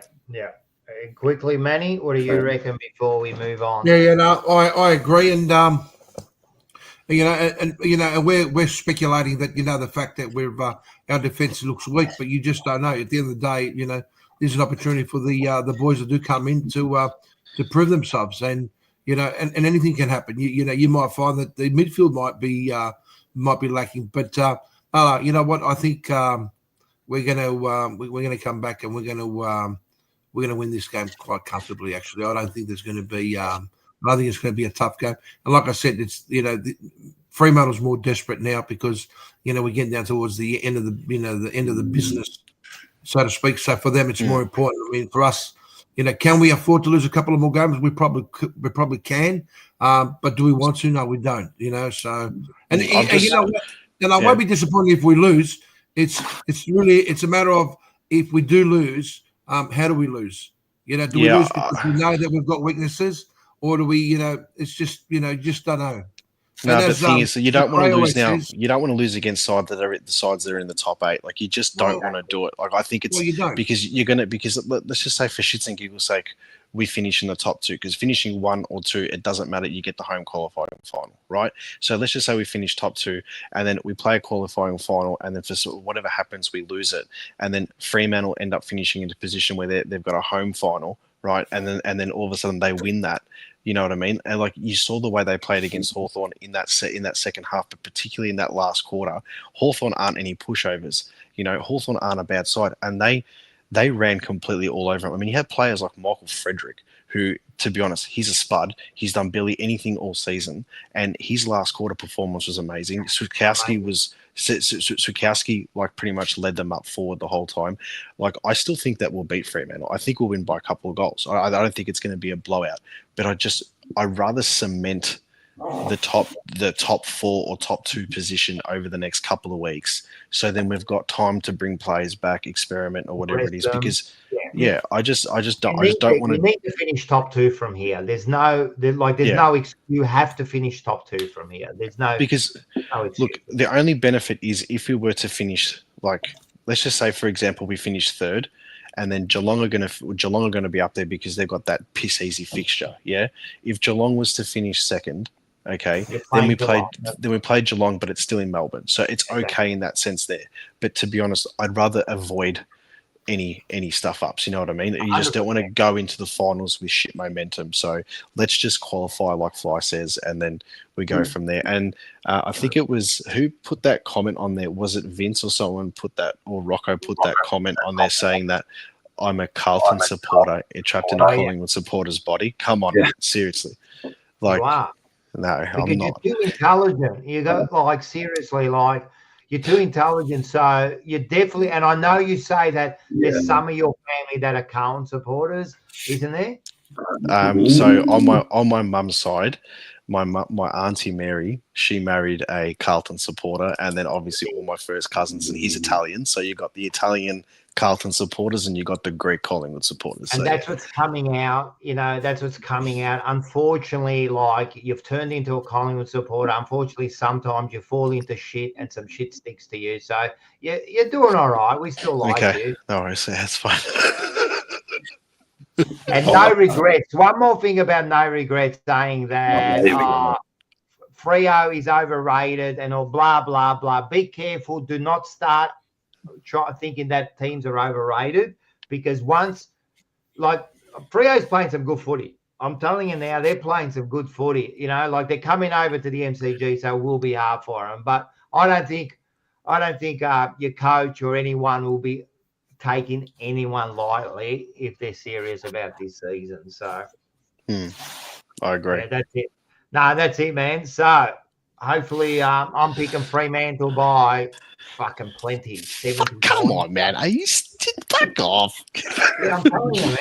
I'm going to pick Fremantle because I reckon that first half has destroyed you, because now everyone knows how to play you, and it's all you're done, man.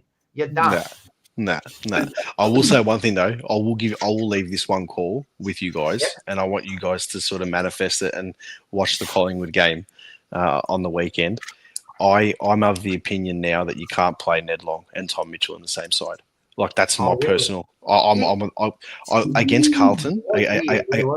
Against Carlton, I think is, like, obviously Carlton are a bit slower, a bit more contested footy. It played into Tom Mitchell's hands to get the ball in the pack and give the quick hand pass out. That's fine, but Gold Coast were way too quick for him, and I think it sort of hindered Side Bottom and Ned Long a little bit having him there. Against Freo would be interesting because you don't know what Fremantle you're going to get. Fremantle could come out like Gold Coast and be fast and stuff, or they could be contested, small ball movement like they've been most of the season. So you just don't know which one you're going to get. So it'd be a good test if he does play, but come finals time, I don't think Tom Mitchell's in the best 23. So yeah, it was a bit weird, but look, it's good to have him in the background there. You know what I mean? So yeah, but I think you're right, because the last 2 weeks, I mean, Ned Long hasn't been the best, and so you're probably right there. But anyway, we'll see. It's going to be a big game, and we'll see. And trust me, all of Australia will be barring for Fremantle. So that's okay. The show can get fucked. It's fine. All right, make sure you subscribe too. You've hit the 1,000, haven't you? Yes, it was today when I was driving around at work. I had everybody sending me messages saying that you just hit 1,000. So I actually found out my old man didn't subscribe to my channel. He said he was waiting for me to get to 999, and then he texted me saying that I just subscribed. You're on 1,000 subscribers. I'm like, yeah, thanks, mate. Thanks, yeah, Poniros, mate. Very smart. But hit the 1,000. So if you haven't already, I know I'm a Collingwood supporter, but to the Jumper Punch community, I mean, I'm your resident Collingwood supporter now. So just give me a like and a subscribe on YouTube. I think you've got to thank. I reckon Jumper Punch got you over the line, mate. I reckon we've done. Oh, look, you've definitely helped. But I know this. You've done a lot of work, but we are a loving bunch here, bro. Man, we are a loving bunch, bro. We embrace everyone, and this is a Jumper Punch family, man. So, good on you, man, for getting that 1,000, man. Appreciate I know that's a big hurdle for a channel, because now you can start monetizing and you can start doing some stuff, which is good. And I'm telling you, anyone out there, start a channel and see how hard it is to get to 1,000, man. It's it's hard work. So well done, brother. Thank you very much, guys. Enjoy the rest of your week. Good luck to your teams this weekend, except for Rocco. And I'll talk to you next week, boys. Thank you. Here's $1,000 fine. Bye. See ya. Dockers. Well done. That is a go to Dockers. I'm telling you, they're going to win by plenty, man. I'm fucking stoked. I can't wait for that game. Anyway, we had another game, and we got a big game coming up. And then we thought, who are we going to get on, right? We might as well get a West Coast supporter on, because you got a big the battle of the salad dwellers there. The matchup of the round. So we got this bloke. We'll get him on there. His name is a Jezza. Yeah. He's a Jezza. Yeah. Let's get him on here. How are you, mate? We got the big Jezza on our things. How you going, boys? Really good. Now, tell me, say hello, Liam. Have you met Jezza before? Yeah, a couple times. Yeah, just how do you know this West Coast supporter? Oh, it might be my dad. Yeah. Nice. What do you mean it might be your dad? You look exactly like your dad. And you talk like him. You look exactly like him. Pretty much. Yeah, it'd be pretty hard to disown him, all right. Yeah. He did get his good looks from his old man. So he did, mate. You're a good looking family there, man. I'm loving it, man. Listen, what we're going to do is we will get into this West Coast, because I know you're a big West Coast supporter, and you're a big Richmond supporter. So we'll get into it. But before we do, and I'll get you involved too in this, Jezza, is there was a game, and I want Liam to have his little bit of a limelight here for once. And here it was. Richmond is at 6-10, 46 to 4-13, 37. Now, that was the quarter time score. Sorry, that was the full-time score, I mean. And you were there. You were there, Liam. So we'll get your dad involved in this, because I'm sure he watched the game. But, yeah, tell us what you saw and what you think. Yeah. Look, that scoreline's what happens when there is a half of football where there is only one goal scored. So, yeah, look, obviously, the positive, we've got the win, which is fantastic. But, yeah, if it was another game, I'd have probably left if it wasn't my team. It was hard to watch. It was really hard to watch, guys. And the skills were awful. We were missing every single target. Essendon were just as bad. They couldn't hit targets. It was really sloppy, really poor skills. The first quarter was pretty all right. At least both teams were able to put a score on, and it looked like we were both making the effort to, play fast, give the hands first, get the overlap run, which was good. The second and third half was hard, and then the last quarter it was a scrap again. But thankfully, a couple opportunities fell our way, and we were able to nail them. Shout out to Tim Taranto again, one of our best on the day. He's still not the best kicker to football, but he did kick a very important goal, our first goal in two or three quarters of football. So got to take that. And Jonty Fall even chipped in with a crucial goal. I know, for a young player, he's doing good, but that is an area he struggled in. Also, shout out to Ben Miller down back. He saved our butt numerous times in that last quarter, so he was really good. Taj Houghton played his first game, kicked his first goal as well. So that was really good to see. Luke Traynor, rising star for the week, which is good, well deserved, because he's been one of our best. Is that your fourth? How many have you had this year? I think that would be the 3 third. or 4, mate. Yeah, I'd written down 3. Yep. Yeah, but still very good. Look, there is a couple positives. The most important thing is we got a win. I'm really upset Mark isn't here, because I would love to let him know about it. Cop that Essendon supporters in the chat. But yeah, look, as much as I want to go on about it, it really wasn't a great game. It really wasn't. But as we say, you take the win, you move on. It's our 4th win of the season. We've got a couple good matchups coming up, so who knows? No, it was, as I said, I watched it and I thought my phone wasn't refreshing because I was looking at the score and I'm going, what's going on, mate? Why isn't my phone refreshing, you know? So, but you ended up, it was a good quarter. At the end of the day, man, I'm telling you, to come to, you know, it was a scrap. It was always going to be a scrap. Mate, there was some good goals in that last quarter by your players. Mate, there was some ripper goals to get you in front and then keep the lead. Good effort. Jezza, we'll talk about your team for a sec. I know you're not one of the Fourever rivals. No one really cares about West Coast, really, except for West Coast, right? But you did have a game against Port Adelaide, and actually, you did all right for a while there. I mean, Port Adelaide slowly pulled away at the end, but at one stage, and a few players, mate, they're not scared to get in their faces, are they? No, well, that was one of the pleasing things to see, actually. You know, I mean, for three and a half quarters, probably we were the better team. We played really, really well. You know, the young guys that have come into the team are really gelling together, which is really, really good. But obviously, a bit of push and shove around the place. The last quarter, I think the Port Adelaide midfield, you know, Ollie Wines and Butters and stuff like that, you know, seasoned players, just a bit too big in experience for our boys. But obviously, the battle of the number one picks. Yeah, Harley is pretty lippy at the best of times.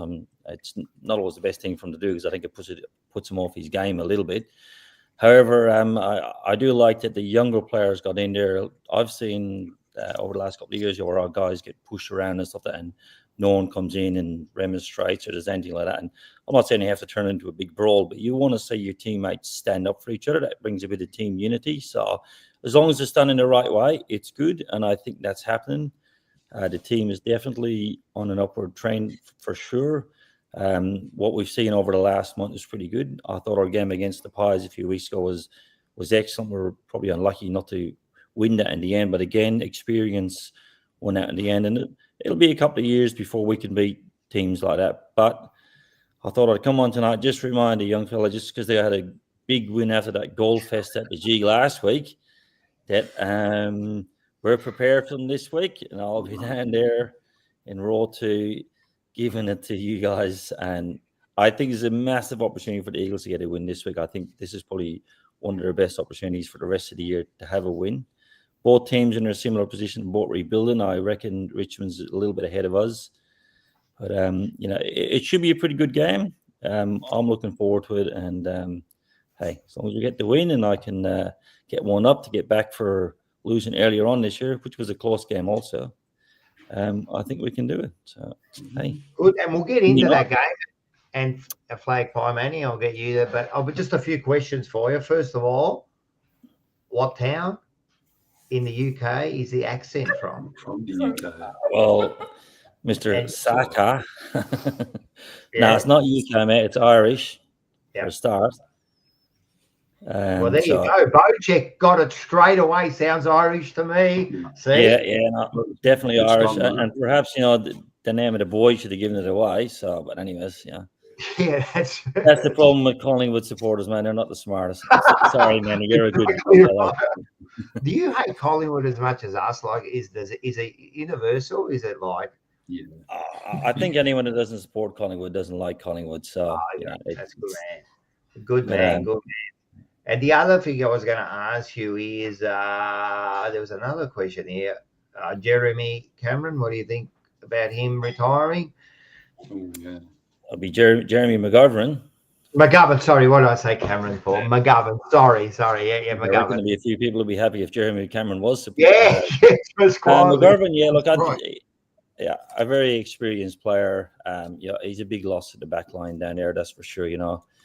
But, you know, we need to improve that area of the game. It is an area of the game I think we've been lacking in for a while, and we lost Barras last year as well to Hawthorn, which wasn't great. But I see them both as similar players or good intercept mark players. I think we lack a tall marking backman who can take care of the big forwards like Jeremy Cameron, you know, like Mycheck in Collingwood, and even Tom Lynch when he's playing for Richmond.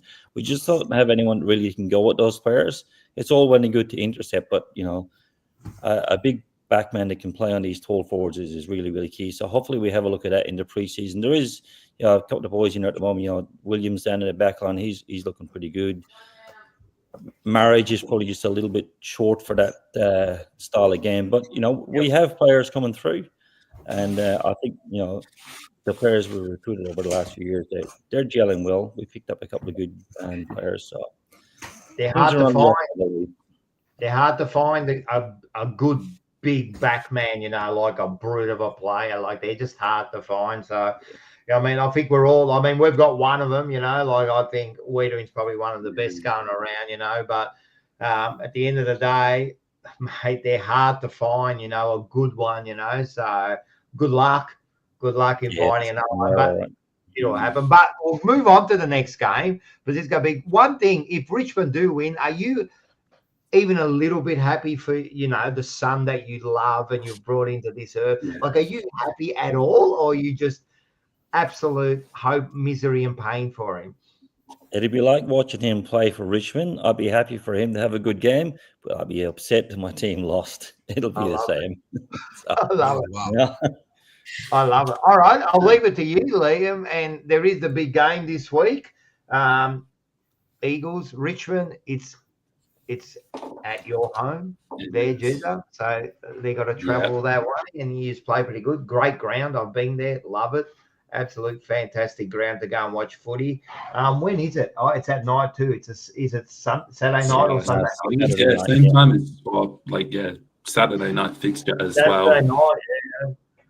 Obviously. So tell me about it. Ins, outs. What do you think? Go for it. From our point of view, it's going to be hard to go over there. I think it's a really good chance for West Coast to get another win, their second win on the board. The last game that we played earlier this season, it was tight. It was a good contest. It took a game-saving tackle from Tom Brown to get the job done, which was really good. As much as we're coming in off a win, like I said, it's not like we played amazing football. And surprisingly, although West Coast didn't get the win, they actually looked really good against Port Adelaide. So, it's interesting form, but both teams are coming in for. As far as ins for us, I think Harry Armstrong might be coming back in for his first time since about round 4 or 5. He did the big injury in training. He's worked through it. He's back. Scotty would be happy to know, but his boy Jasper Alger looks like he should be getting the game as well. He's on the selection table. So that's good. So a couple key forwards in there is nice to stretch it. I think clearly the midfield's going to be a big battle. Jack Graham out probably helps us a bit. I know I've spoken to Jezza about this, but Harley, I reckon he's a player. Wouldn't mind if one of our senior boys, maybe if Tim Taranto or someone goes up to him and gives him a bit of stick, because we do know, and we saw it again on the weekend, Harley does like a bit of a chat. So if we can knock him off his game, that's definitely something that's going to help us. I think defensively, I'm feeling pretty good about this game.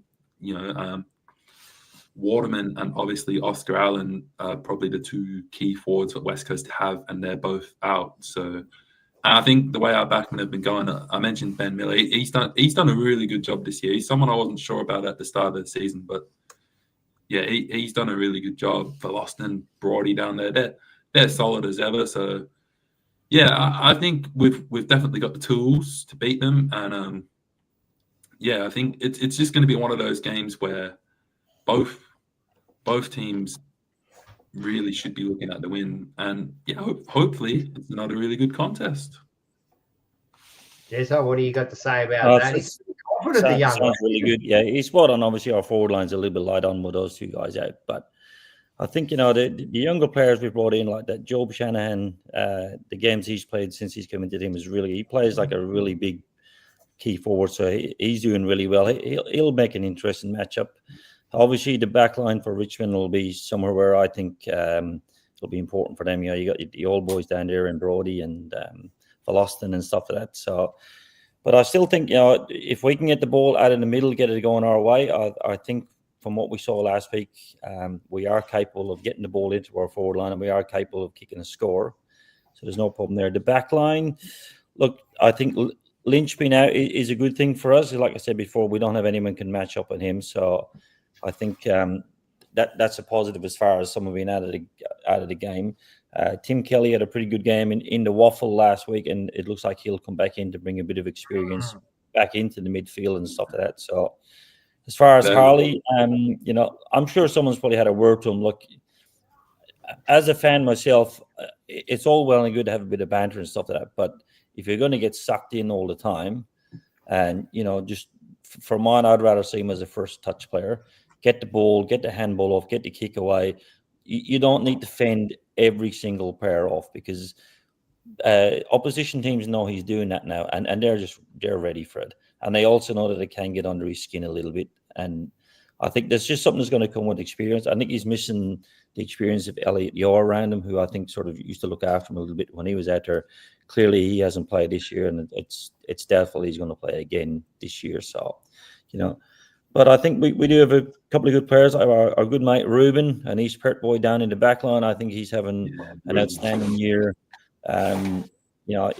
He's bulked up really, really well, and he's playing like a big back man at the moment, which is great. The Richmond player Liam Baker, look, he's having an impact. He's run off the back line for us has been really, really good. Like he's penetrating kicks into the midfield and stuff. That is something that we haven't had for a while. So there is improvement there. Like I said before, I think both teams are very similar, but I think Richmond's probably just a touch ahead of us as far as a rebuild goes. But I still think the home ground advantage, what we've seen over the last month, I think the Eagles should just get over the line on Saturday night. I agree. Can I ask you something about Reid, right? Good player. He's a good junior, man. He's big, he's strong, mate. He's a good player. He's got that aggression, and he does, like they get under his skin a bit. But what do you do about, like, you can't hold that too much. You got to let him go, because that's what I think makes him such a good player. But in saying that, you got to control it also. So is that just being young, or is that something now, it's got to, be instilled by the leaders, you know what I mean? And try to harness that aggression into the game, yeah? Yeah, I think so. I think it's definitely to do with youth for sure. He's got that youthful enthusiasm, and good on him, mate. He's a kid, and he's a big kid. He can play the game. There's no doubt about it. He's got exceptional skills. I don't think anyone can question that. But if he wants to do the push and shove all the time, I think it's going to knock him off his game. Like if you think back a few years ago when he had that, I think he kicked goal of the year after he fended off Petrarca or something. Yep. If he's going to do that, that's fine. We want to see that. But he's not going to do that every single game. And he shouldn't be trying to do it every single game. So I think at the moment it's just youthful enthusiasm. It is good for the team, because it has been something that's been missing in that team for a long time, is that aggressive, hard ball get. People who just want to get in there. I don't mind. I'm going to crash and bash, do whatever I have to do to get the ball. And if I have to be a bit lippy about it, I'll do it as well. It has been something that's been missing with the Eagles for a while. They've played just a little bit too gentlemanish, which is not in today's game. It's all well and good. We know we don't want all the rough stuff and stuff, but it is still a fairly aggressive game. And there's two ways to go about it. You can be aggressive physically, or you can get in someone's ear and be a little bit chirper with them and give them a little bit of chat and stuff like that. You do whatever you have to do to put your opposition player off their game. And I think at the moment, someone should be saying to Harley, hey, mate, just don't react to everything. Let your actions show them, you know what? I'm better than you. I can get this done. There's no problem. So let them chase him for a while and see how he goes. So it would be good to see him on Toronto, because I do rate Toronto as a player. It would be good to see them go head to head.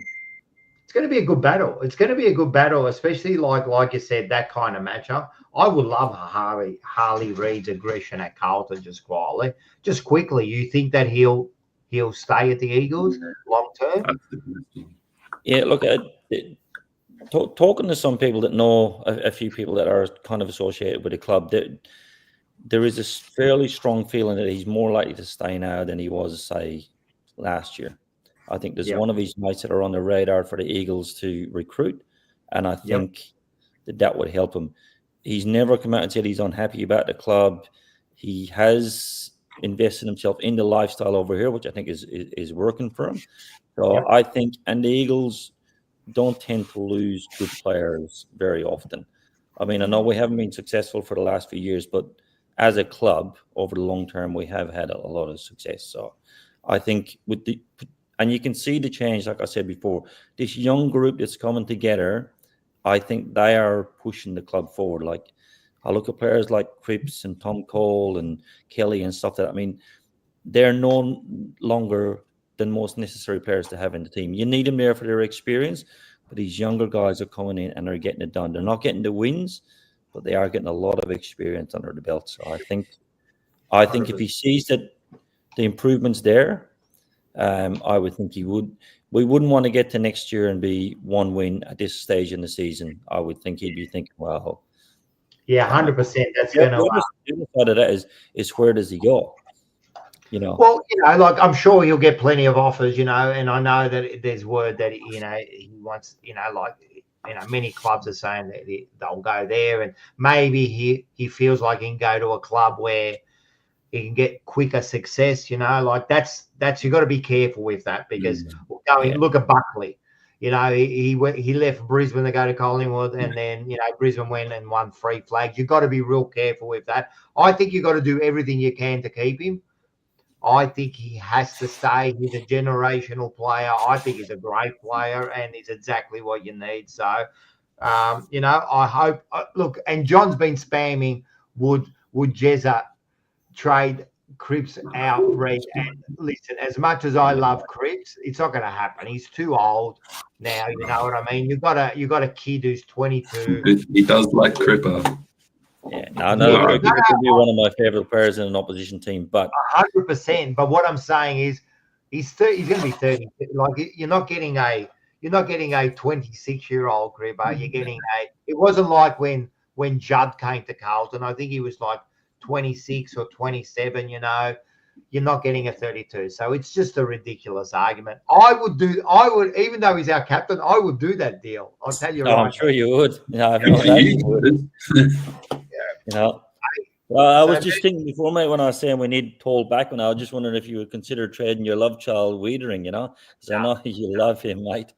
You said it recently, he's probably the only player that's not tradable, but yes, you heard me say it. That's my. I'll tell you, he's one of the players I will not trade, because to find a big backman like that, it's just you can't do it. No, he's one I wouldn't trade. But listen. If you want to have a meeting, there's a couple of other players I'm happy to get rid of. we can make. We won't be putting Harley up for anyone just yet. Maybe you can have Tom Cole or Jack Petrocelli. Apparently, he's on your trade table. And he's a player that I don't think he's progressed very much in his career. He's stalled. I don't think he's got better as we watched him in the waffle. He wasn't even good in the waffle. He wasn't, no. So we threw him up, man. He showed things, for a while, but he has even I was going to quickly ask before I get you to kind of give you tips and that, about Kelly. Like, has he been a disappointment overall in the trade? I mean, when he came over, he was like big name. Yeah? What's that? He's Burger Boy. He knows what I mean. He knows. Billy. Yeah. Yeah, no, the Jim Kelly thing, to be honest with you, from a perspective, look, I think that's where a lot of the Eagles' issues started. We gave away a lot for Tim Kelly, trade-wise, and we paid him a lot. And he came over into a team where our premiership hero, Dom Sheed, was. And Dom Sheed was a slow, effective midfielder, wasn't gifted with speed, but was a hard-working midfielder. All of a sudden, now they want him to go down and play in the forward line all the time, which is not really his roles. And I think for a lot of the team in there, that upset a lot of the team. And I think a few of them dropped their lips a little bit about it and was a bit upset. For mine, he certainly hasn't impacted the Eagles like he did at Geelong. There's no question in that. He's had maybe 1 or 2 good seasons, but he's maybe dominated a half a dozen games for us since he came across. Certainly not the impact that we would have hoped for, and certainly with what we gave away from him, I think we would have expected a lot more. So, I don't think we've had value for money on that one. 100%. And you know what? Carlton are known for that. We bring over a player and pay him, like $1 million, And then I sometimes think that kind of wrecks that harmony between the sides and that. So you've got to be real careful in doing that. So, it probably hasn't been the best move. But you know what, Jezza? all teams do it. All teams do it, man. Oh, You get absolutely, yeah. yeah. So Well, even if you look at Brisbane a few years ago when they took Favola there for a while, just to thought they were still in that window, and it just didn't work. You know, it just didn't work. Probably one of the worst, man. He only lasted like half a season. I mean, he kicked a few goals, and then that was a bad move. Hey, that was a Voss move, wasn't it? So what more can I say, man? The bloke's he's making bad moves all over the country, mate. Flagged by Manny. Have you got something before they get into their tips? Have you got a question for these two chaps here? Well, you know, there's not much I really can say. They're both at the moment supporting two teams that are struggling. It's nice to hear that they're both not afraid to admit that. But I'll have to go one step further and say that I think the West Coast Eagles are going to actually slaughter the Tigers. I'm going to be looking forward to Jezza smiling at his son, saying, "Oh well, that's the way it goes." But no mercy for Richmond. I hate Carlton. I hate Richmond. I hate Essendon. I don't mind the West Coast Eagles, even though they've done a few dirties on us. And they stole that premiership off us. Yeah, I'm still trying to recover. It took 2023 to win the flag for me to recover. But no. Look, I think the West Coast Eagles have got a couple of good little stars in there. And Harley Reid now, back on that Harley Reid, I don't know, there was something about him kicking a player or tripping a player. And did he end up getting a fine for that? What happened with that? I don't know. Did the MRO have a look at that? He did get a fine for that, right? It wasn't reported very much, to be honest. I didn't even know he'd been reported until I was looking last night after the tribunal and saw a few players being fined. I told you about I actually had to look up to see what had happened. And but again, you don't want to be doing something that's just stupid. I mean, throwing your leg on stupid players, it's just not young player. He's a young boy, but he's a boy with future. But I just wish all the best to the Eagles, and I really hope that they kick Richmond's ass on this week. So sorry, Liam.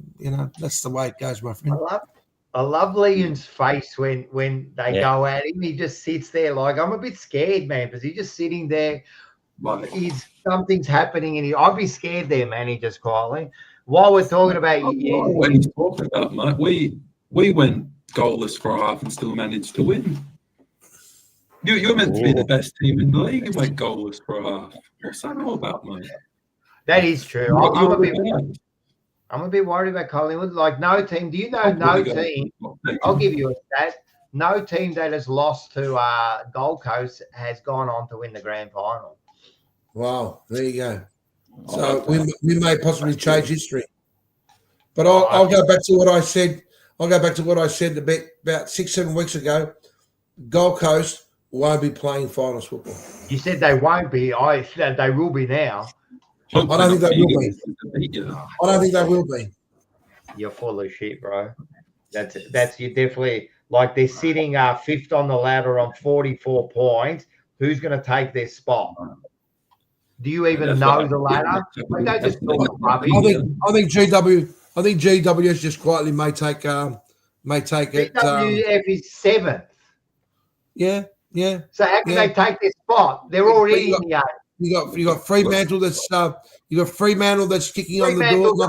They're in the 8th. Who's going to take it outside of the 8th? And you got Sydney. What I've got to deal with. See what I've got to deal with. Like unknowledgeable. He's picking people in the 8th to take away someone's spot in the 8th. Look, you've got the Western Bulldogs and Sydney. And Sydney, I reckon Sydney might be the big surprise. But don't forget, you got the Western Bulldogs. And so what? They're still 5th on the ladder with a great percentage. Yeah, but only by percentage. You know what? Only by percentage. Yeah, so what?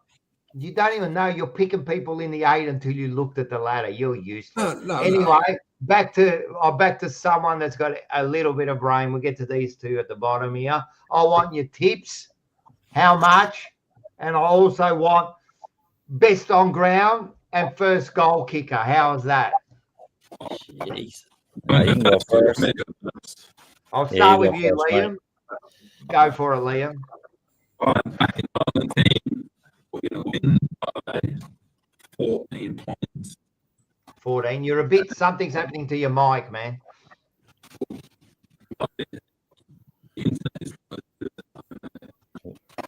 You're breaking up. No. All right, we'll go to you, Jezza, while he's trying to work it out. Winner, best on ground, first goal kicker.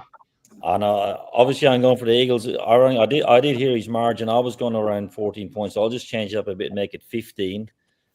And I reckon the young fella Job Shannon will be the first goal scorer. Oh, nice. I hope his name is Job Shannon. And best on ground? Who's gonna get best on ground? Well, it's hard to say who's going to be best on ground. We're just going to pick one. Yeah, I reckon. Yeah, Liam Baker might get up for this against his old team. Yeah, he's had a really good year for us, and he's been playing a bit cranky lately as well. Actually, he's a small man, so he plays a bit cranky. But I actually love the way he goes about his game. So I think he'll be a key for us. I like that. I've got them written down, man. I like that. We're going to see how good you guys are. And what do you reckon, Liam?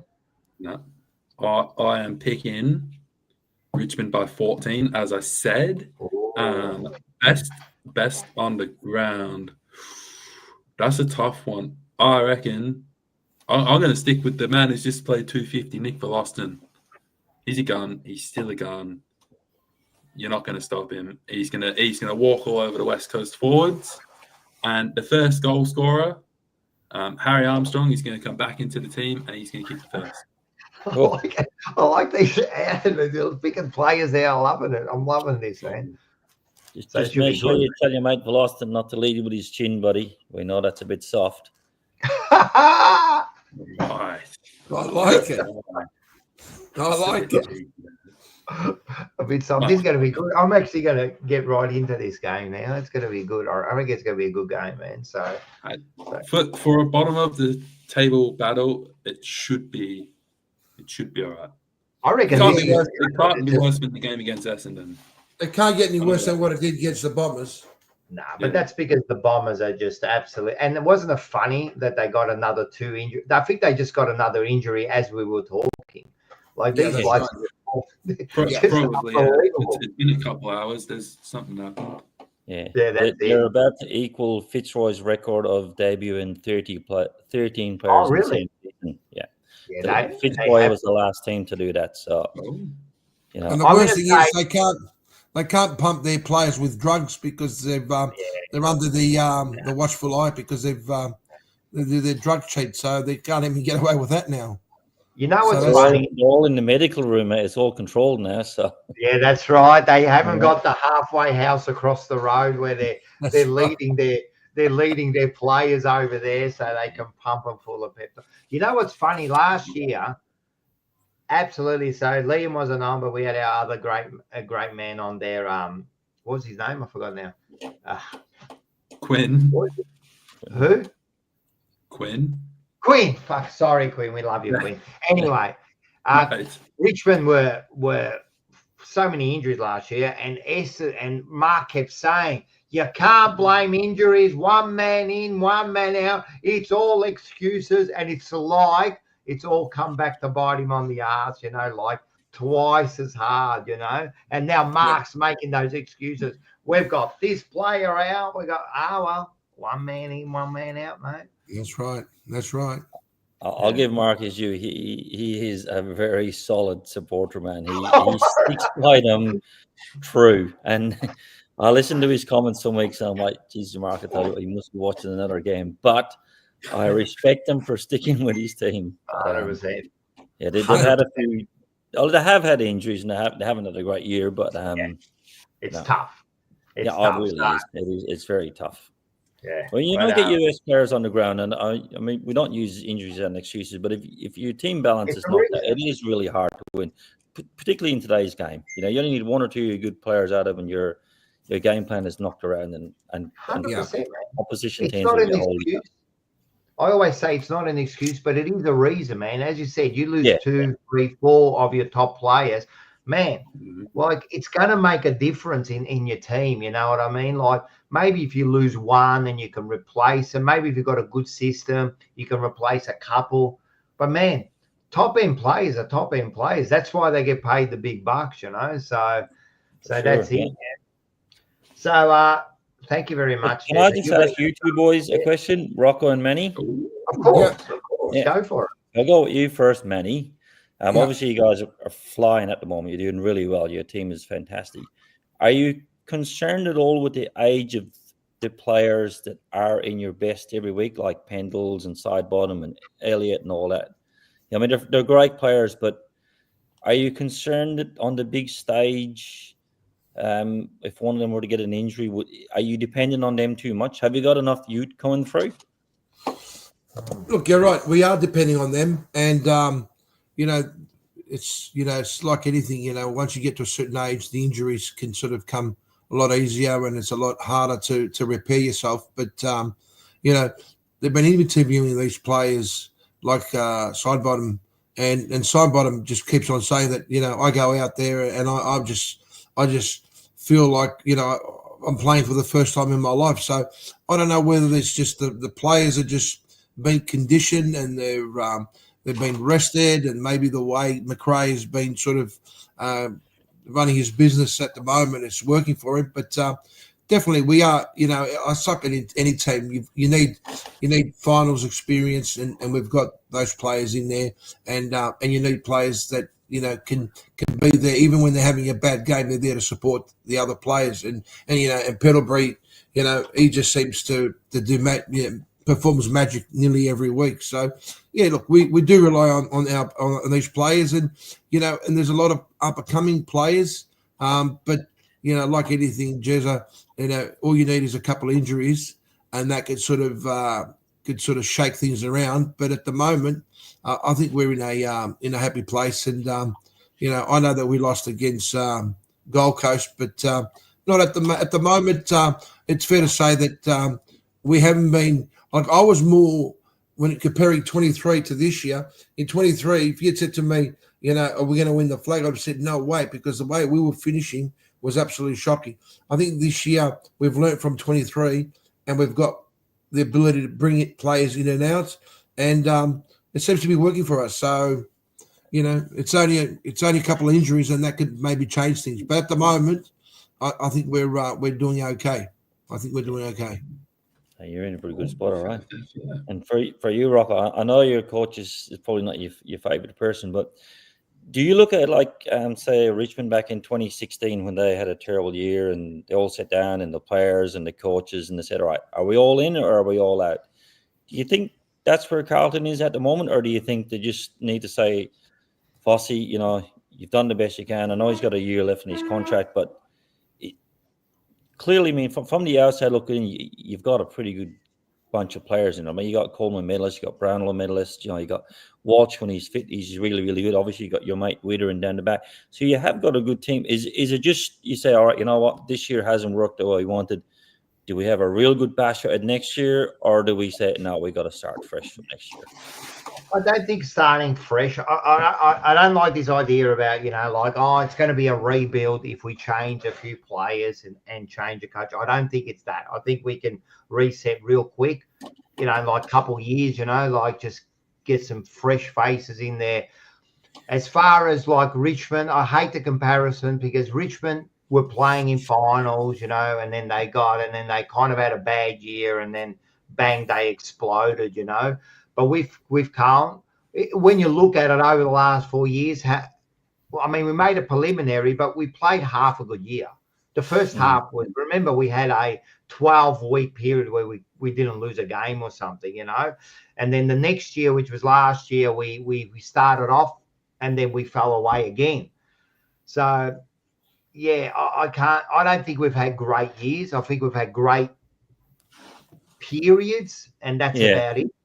As far as the players, I think all that, like everyone, I think our players are the ones who have got us to those great half years. We've got such good top end that they kind of carry us over the top. I mean, Curnow, Mackay, you had Walsh, you had Cripps at his best, winning Brownlows. You got Weeder in back there, Mate, they're going to get you over a lot of the time, But overall, I don't think Voss is the man.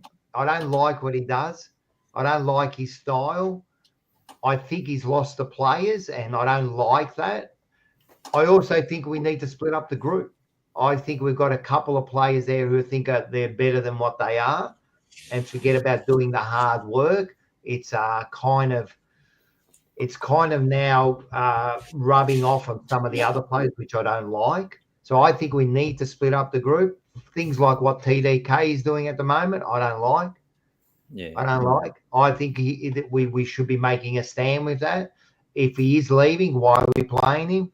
Why aren't we getting ready for next year? Yeah, I think maybe everyone's on the table. If we can get something for a Kerner or a Mackay, yeah, let's do it, man, and let's start moving on. So yeah, I don't think it's like the Richmond. I think we're completely in a different space. I think if we stay the same, we're just going to get the same result next year. So I think not only Voss, I think the whole coaching panel. We haven't changed the assistant coaches. We've added a couple, but we haven't changed it since he's been there. And we've got no grand final winners. We've got no like Voss, yeah, but our assistant coaches, even in our team, look, we've got no. We should be looking at getting some players who have won a grand final into the side. You know what I mean, and get that kind of harmness into the side. You know, so yeah. So I think we need a few changes, and yeah, I don't think it's a rebuild, but I think we definitely need to change. And I think we've got some weak-minded players in the side. Some definitely weak-minded. Hello, Mrs. Jezza. That's your daughter. No, that's not Mrs. Jezza. Well, yeah, it's Sister Jezza, isn't it? Yeah. Yeah, I can see she gave the thumbs up. Yes. Yeah, so I think we've got some weak-minded players in there who give up too easy. So I think that's got to change, and that could be because of our leadership group. Yeah. Yeah, I just noticed that at that game that we were over there for the other week, between the Pies and Carlton, it did look like it was a few of the Carlton players that were just not going as hard as they should, considering rivalry and all that sort of stuff. And I know I spoke to you before the game and stuff, and it doesn't really matter where you both are on the ladder. It's still a good contest, but I wouldn't say you guys put the white flag up. That's a bit harsh, but I did think that some of the players weren't going as hard as they could have. So then I would look at it and say maybe they're not playing for the coach as much as they were. And I noticed that in Simpsons last year as well, there was just some players who you're like, man, you're out of it. I'm not sure you're going as hard as you should be to win a game. So when you don't have that, it is a problem. And if people outside the club are seeing it, and obviously, like you said before, other players are seeing it, and if it becomes a problem, then I'm all for it. You're either in, you're out. If you're part of the team, then you give it 100%. If you're not, then don't waste the team's time. Don't piss the fans off. Just if you want to go, just go. No one's going to stand in your way. If you're going chasing the money, or if you're late in your career and you're chasing the premiership, go for goal. But just leave us alone. Just leave me alone. Just go and leave me alone, and let's worry about it. I don't care who it is. I don't care. And you said they're not going in 100%. I see that. A lot of the supporters see that. And you know what? I don't like it. I don't like that you can determine that you're not happy with the coach and you've decided not to put in now because you're waiting. So my question is, what happens when the next coach comes along and then things don't go your way? Do you give up again? Yeah, I don't like that trade. I don't like it. You know what I mean? And TDK is kind of pissing me off. What he's doing. He's playing like a bag of shit. And then you got Voss, who's now telling me that, well, not telling me, but telling the supporters that, we're a bit short up front, so we're playing up forward. Wait a second. He's your $1.7 million, apparently, ruckman. And we've got Pieland there playing as the ruck, and you moved him up forward. I mean, come on, bro, man. What are we doing here? So, look, we've got a lot of problems at that club, and man, if you listen to me, I don't hold back. We've got a lot of problems. So, but let's start with one thing. We've got Graham Wright in there. Apparently, he's the Messiah. Let's see him do some stuff and make some changes. And you know what? Let's get the right people in the right positions, and let's see what we can do, man. Sounds good. Yeah. Well, that's all I have for you, lads. Thanks, my friend. Nice to meet you, Jezza. I've got And good luck to your team. As I said, I hope they slaughter. They skin the Tigers alive. Skin them up.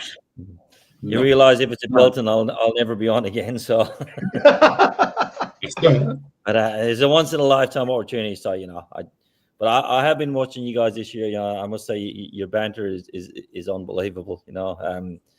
We all love our teams, and we can't get carried away with wins and losses. But at the end of the day, it's just a game, and there's lots of things going well. And I mean, I know you guys started off tonight about the umpires and stuff. I mean, there is stuff there, and I'm like, you know what, you could bang on about it for ages about how they're ruining the game, but there's so many good things in it. Let's just focus on that, Yeah, 100%. And you know what, man, you're getting a lot of love. I reckon Liam's in trouble just quietly because we could there could be a replacement if he doesn't like fucking stand up and pull his weight.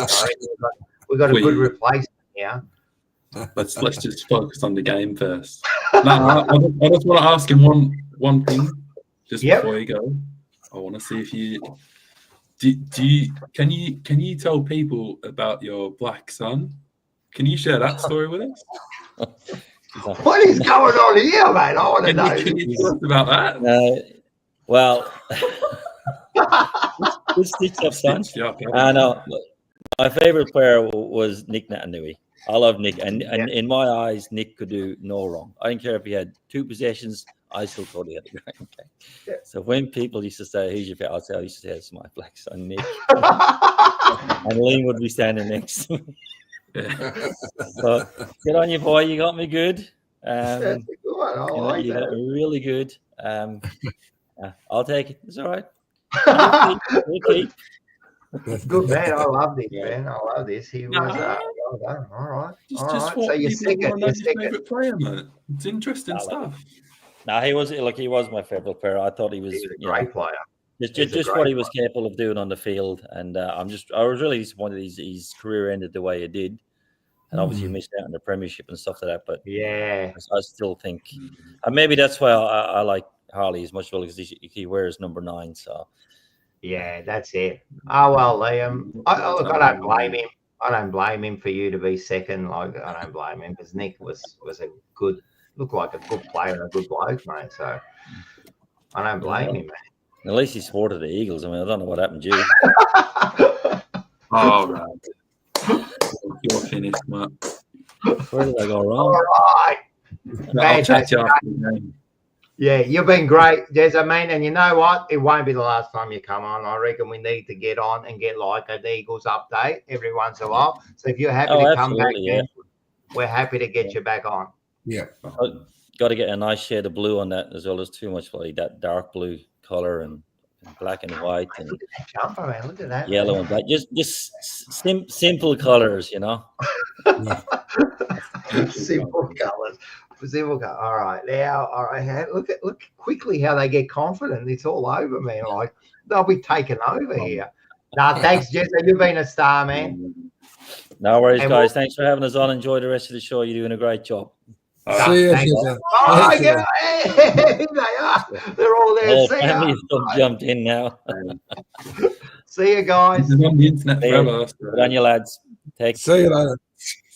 What a star, you Danny. Now we know where you got all your charm, mate. Well done. There we go. That's fantastic. He was really good, man. He was really good. All right, what we're going to do is, I don't want to go like for 4 hours today. So we've got some tips to do, and we've got the Carlton game. So I will go over the Carlton game. I will put in the link.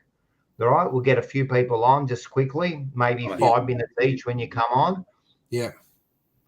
Let me just see how I do this. Oh yeah, because it's the screen has changed here, so I'm just trying to get this in there. Let me get this link in here and get a few people on quickly, and we'll talk about. There's not much to talk about, but anyway, here it is. Maybe you can ask me some questions. It was pretty simple. 9-12, 66, 15-13. They should have won by 10 goals. They've do sort of at the last quarter, they kicked 0. We kicked 3 junk goals to make it respectable. But at the end of the day, we're struggling. not doing good. I think we're almost limping to the end of the year and looking towards next year. And like I said to Jezza, I think we have to start looking to 2026 and start looking at like doing moves to get us ready for next year, because in reality, play some young kids, see what we're all about, and then there will be changes at the end of the year. There will be changes, but there's nothing more to say. The only good thing about that game was Peter Ned's 60-meter torp for a goal. That was mental. Yeah, it was mental. That's the only thing that we were pumped about. So we were pretty pumped about that. But at the end of the day, they're just way too good for us. And I don't want to blame injuries. I don't think we would have won. But Carlton's not the team at the moment that if we get 3 or 4 injuries, we can't hold it. We're just not that good anymore, So, and especially top end, you get Mackay, you've got like the Silvani, who's been probably one of our better players. Mackay up forward, Walsh in the middle. I mean, they're 3 pretty good players to leave out of a side that's already struggling. But yeah, if you got some questions for me, or else I've done 4 hours of talking yesterday about it. There's not much more I can say, mate. We're just at the moment, mate. We're just hanging on, and yeah, we've got to. Well, I tipped you. What's that? I tipped you against Melbourne. Don't know why, but I tipped you. But I actually thought you guys were going to do a bit better than that. But yeah, you're right. But against Brisbane, you tipped them. Oh, I thought you meant for this week. No, I tipped Carlton last week. Yeah, me and Manny tipped Carlton, yeah. Hey, listen, while we got the gun, we'll get this bloke on. He's Liam. He's the Carlton supporter. We'll get him on, and he can... Liam, how are you, buddy? Good, we saw him after the game. Good, mate. Good. Yeah. We caught up after the game. How you going, mate? Yeah, so I just want to start off by saying how nice it was to meet Taylor and Dylan after the game. You got to had meet a good them. conversation, which was good. Yeah, also I just want to also say shout out to Rob from the Carlton Cheer Squad for getting me on to do the banner for my brother and uncle. 100%. Yeah, that's cool. Yeah, so much fun. Even though where we are now as a club, but still always remember that moment. Yeah, that would have been good. And that is something special. I know another friend on the Monday Blues who they got to do it. Did you get to see him? Yeah, but I didn't get to meet him because he was with his son. But yeah, he's doing it as well.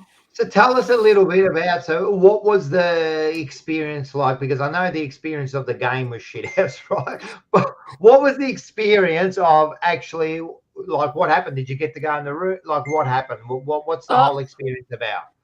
So you have to get there an hour before the game. You just walk up to the cheer squad. They give you a lanyard with like what number, like 27, Liam, and then with like when it's 40 minutes before the bounce, they gather everyone that's doing the banner. They take you down to the cheer squad where the cheer squad van is. Yes. You wait till the players get off the ground, and then you walk towards like the goals, and then to where the players ran out. Yep. And then you do a test of the banner. Yes. And then you put it back down. Then they get the people who's doing the guard of honor. You line them all up, and then you put the banner back up 1 minute before the players run out. And then you get to high five them and all that. Yeah, nice. Do you get to hold? Are you part of holding up the banner or anything? Did they get you to do any of that? Well, they got me to do the guard of honor because it was a bit too high. Yeah, And then after that, we got to pack away the banner as well and put it back down. Yeah. How'd you feel being on, the ground there and how's it feel like? I know it wasn't a massive crowd, you know what I mean? But still, there was 32,000. There's a lot of people looking down at you. How did you feel? Like standing? Well, it's not the Coliseum, but it's still a one of the homes of football. How did that feel? Standing there is pretty cool. You get to see, I saw Jason Dunstall doing their thing on Fox 40, the Channel 7, and then when the Brisbane Lions players come out, Like you see them run out, and that's how close it was. The turf, a bit slippery though, because of the slippery. Not as like dry as you think. Probably when you're watching, but yeah. Yeah, that's interesting. And tell me, we've got a question for you. Who high-fived? Did everyone high-five you? Yes, except for Fogarty. He missed my hand, just like he missed from 30 out. We have got a star here. I love that. That is fantastic. Absolutely brilliant. Brilliant. Yeah. But Ollie Hollins, he was nice. But TDK, he's a unit. Yeah, he's huge, isn't he? He's a huge bloke, man. Yeah, they would all be huge. And all right, Colin, who's your favourite player that you got to give a high five to, and who's your favourite out there? Definitely Ollie. Oh, nice. I like that. Nice, and he's such a great player. He is, isn't he? That's nice. I like to hear the young kids, give loving to someone like a. Sorry, I don't know what happened there. Give loving to someone like Ollie Hollins instead of you're sideways for some reason. I don't know what to do here. That better? That's it. No, it's good, and he is a good player, Ollie Hollins. I love how tough he is at the ball, and he's like we call him the little blue healer, man. He just never stops, man. So, and then what did you? And then after that, of course, you get back and you're sitting in the cheer squad, yeah? No, just on level 2, on beside the goals. Oh, yeah. So you're up near us somewhere there. Yeah, we're up there. So we're up there. And quickly, what'd you think about the Blues, man? What's? Well, Pieland's goal was amazing. Yeah, that was amazing. Yeah. Probably the only highlight from the game, but yeah. Other than that, it was pretty dead. Yeah. It was. You could hear the players yelling, like you guys have said on the show, but yeah. Yeah. And do you give us a chance this week against Melbourne? Yes, because it is Melbourne and they're no good either. So they're not throwing the best either. Interesting game. It is going to be an interesting. Are you going to go? Are you going to that one? Yeah, I'm going with one of my mates who's a Melbourne supporter. Oh, nice punch on! I love it. He's come down for the weekend from the snow. Yeah, he's all good. He can make it. Yeah. The cheese platter. Yeah, the cheese platter. Yeah, I always say Melbourne supporters, actually because they all come down from the snow, they should be allowed to play in their snow boots. They'd probably play better, wouldn't they? Yeah. So that's good. That should be a good game, man. You're a star, bloke. I'm wrapped you got onto the ground and got to experience that, because I think that's one of the great things, and they should definitely keep that going. I'm surprised that they're playing. I'm surprised that they're playing at the MCG, Liam. Well, where would you play? Oh, you should play at Etihad, whatever it's called. Well, first of all, it's not Etihad, it's Marble, but because you don't go to any games, you wouldn't. You wouldn't go. Anyway, second of all, it's Melbourne's home ground. It's our home ground. Where else would you play it? Well, what are you going to get 40,000? Will you get 40,000? Probably not. No. That's fair enough. So what do you do? Do you change it so that's been organised from the start of the year, yeah? So what do you do? Do you change that midweek? You probably could, I suppose, yeah. Could you? So you're just going to change it. So what do you do with the other game that's played there? That's like you trying to say that Gold Coast is going to be replaced by other people in the 8 to replace them in the 8. That was far out. Manny, just keep to what you know best, and really that's not much. Anyway, Liam, thanks for coming on, brother. And I'm still going to get in. I still want you. I've got this idea that you might be able to do something for us. So I'm going to get in contact with you because I reckon everyone, is this bloke a future star? I love this kid. He's already a star, mate. I'm telling you. And he's got a Port Adelaide shirt on, mate. What's that all about? Yeah. No, it's Peter Alexander. No, Peter Alexander. Peter Alexander. It's a pajama brand. Right. Oh, boy. Yeah. He's a big Jumper Punch family. He's part of the Jumper Punch family, Liam. So we love him. And make sure well, you're not going to be watching the live stream with how exciting is that for Bocek, man? The live stream. I'm stoked for him. That's pretty awesome. cool. Yeah, it's going to be good. I'm telling you, he's gonna do some good stuff. And then I know it's going to be late, but it is a Saturday night, and we'll catch you on emergency meeting. Oh, that'll be good. Yep. Done. See you then. Thanks, mate. Are you going to Thank go you, to the guys. catch up and stuff and the live show, Yeah, Liam? Yep. Yeah, you'll be at the live show. You're going to be at the live show for sure.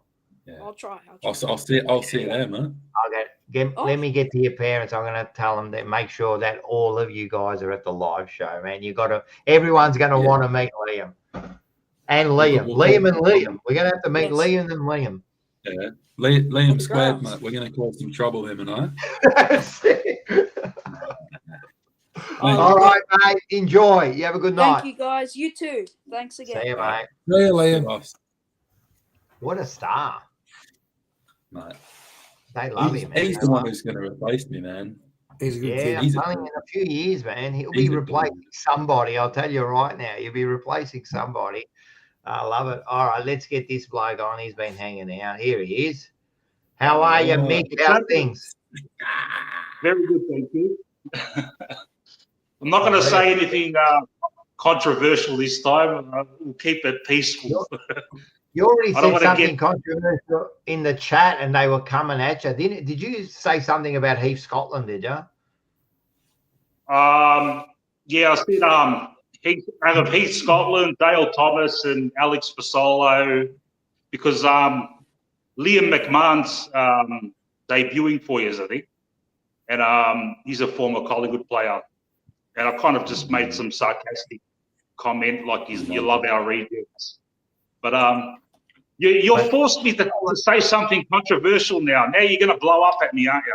Well, you're the one that put it in the chat, man. And listen, I'm going to defend, like I defended Cripper last week, I'm going to defend Heath Scotland. That bloke's a fucking star, mate. I'm telling you, mate. Best left and right in the competition, man. Like, that bloke was a star. He played over like nearly 250 games or maybe more, man.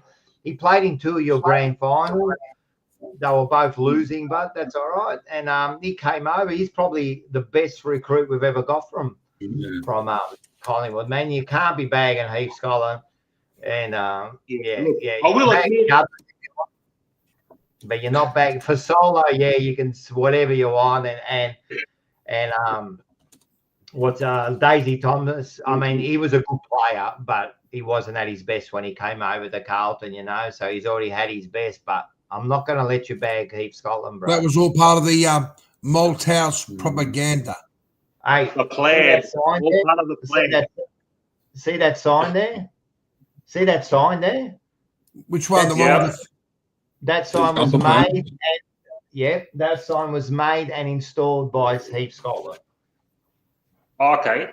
What, the jumper punch? Yeah, fucking okay. I'll admit, he was pretty good for you. Unfortunately, he weren't that successful at the time. When we got him, when we got him, it was at that the whole time when he came along when we got all our draft picks taken away. So he was one of those picks that we got. Like it was him, and there was a whole bunch of them. But he was a good player and a great man. I've interviewed him a few times, man. Great man. But anyway, don't worry about that. Worry about your shit team. How'd you feel when you were halftime? You hadn't scored. No team has ever won a grand final while they were scoreless at halftime. Yeah, that's fantastic stat, man. That really worries me. But I'll say one thing.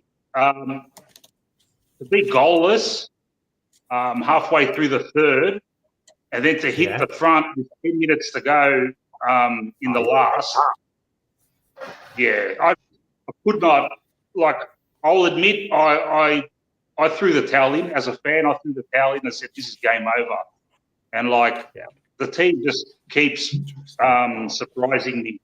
And I reckon just when we're on, I don't think. Look, this is my opinion. When we're on, I don't think any other team can stop us. But that's just my opinion. And look, we haven't won anything yet, man. And like a lot of people bag us for being old. And look, that's a valid point, man, because we've got an aging list and we're being forced to rest these guys. And people like Jeremy Howe, like Myercheck can only play 3 weeks at a time. And that could bite us, at the end, So that point that everyone makes that we're old, if we bomb out near the end, that's what everyone's going to say. You took the punt on all the oldies and it didn't work. So yeah, of course, I'm keeping a lid on that. To be honest, like we did it in '95, we were the same. We were an old side. Everyone was saying the same thing about us. Geelong did it a few years back, same thing, older side in the thing, and they did it. And they use it. You know what it's about? Like, trust me, we all hope that you fall over. But at the end of the day, it's about managing your side now. So you've got these players, you put yourself in a good position. How do you rest them? How do you manage them so you get them pumping in the right moment? And then having a bunch of players just underneath them ready to jump in if they need to be. And let's be serious, that's what it's all about. Have you got the cattle to do it? Yep. Have you got the coaching department to do it? Yep. You know what I mean? So you're there, but, like it's our solution. Like I said, we were in the same position last year. We were 6 points up and then we fell over, you know what I mean? And we didn't have injuries. So it can happen, but at the moment, admittedly, we were in the chat, and I was watching a game here, and we got a chat, and we were kind of like, like making jokes about Collingwood, and then you kicked a few goals, and in the chat we said, "You watch, these blokes are going to come back. You watch, they'll do it." Is that what you said? Yeah. These blokes? Did you say these? I said these. See you next week are going to come back. And they did. We kind of knew that they were going to come back. You know what I mean? We kind of knew. And I think other teams know that too. Yeah. I love it when you talk positive about Collingwood, Rocco. No, it's not positive. I just knew you're going to come back. But I still have faith that you'll go out in straight sets. Don't worry. I've got a question for you, Rocco. Yeah, I love it. So, tell me. With Carlton, so you're obviously not a Voss fan, and there's not many candidates out there. But there is one at Collingwood at the moment, Skipworth, who's our midfield coach. What do you think of that? Would you support that? Yep. There's been word about Skipworth. There's been talk about him. There's been talk about him being a good candidate, and he's coming from a winning culture. So that'll be important. Look, I'll tell you the truth, right? This is the thing about the coach, right? It's not that I'm against Voss, right? He's our man. I love him because he's a Carlton man at the moment, right? At the end of the day, I don't think he's got it. It's as simple as that. I don't think he's got it, right? So to me, which is the candidate? You just don't know. Like you say, there's not many candidates, but there is when you do the process. Someone might pop up, All I'm saying is for Carlton, do the right process. Because I'm telling you, we did the right process and they didn't go for the play that was recommended. And I've said this over and over again and everyone knows it, right? Do the right process and get the right person. If it's a Skipworth, but to tell you the truth, I want a new coach. I don't want a Longmire.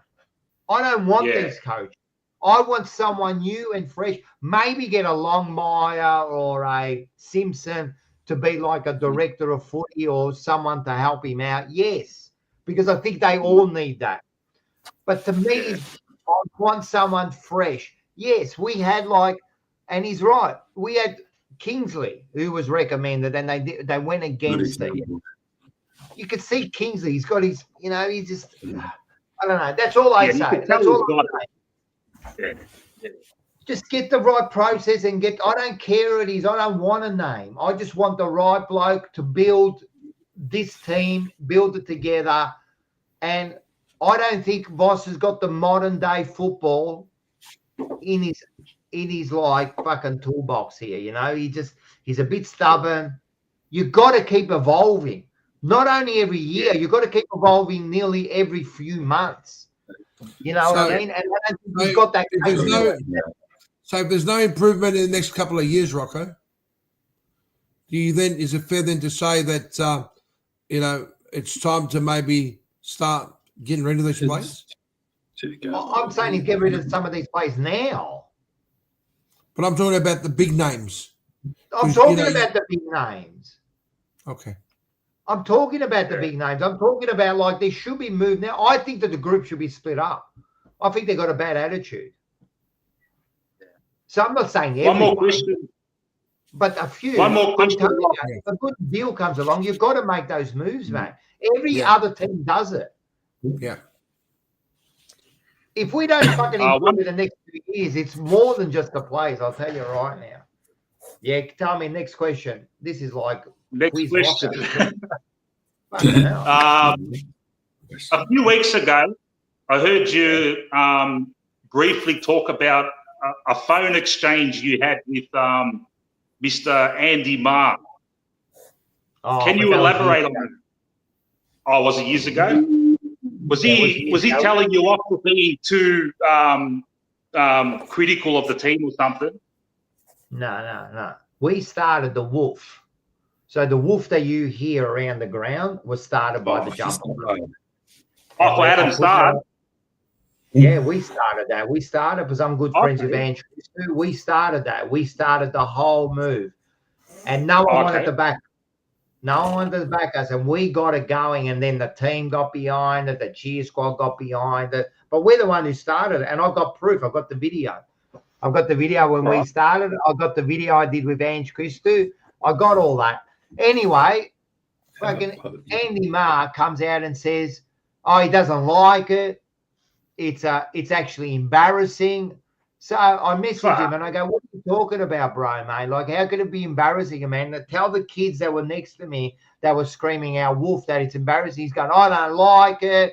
Bada bing, bada boom. And he was being a bit like a sourpuss at the end. You know, he's going, I'm not going to die on this hill. I don't think it's a good idea. Well, 4 years down the track, it's still going. I think it's one of the great things.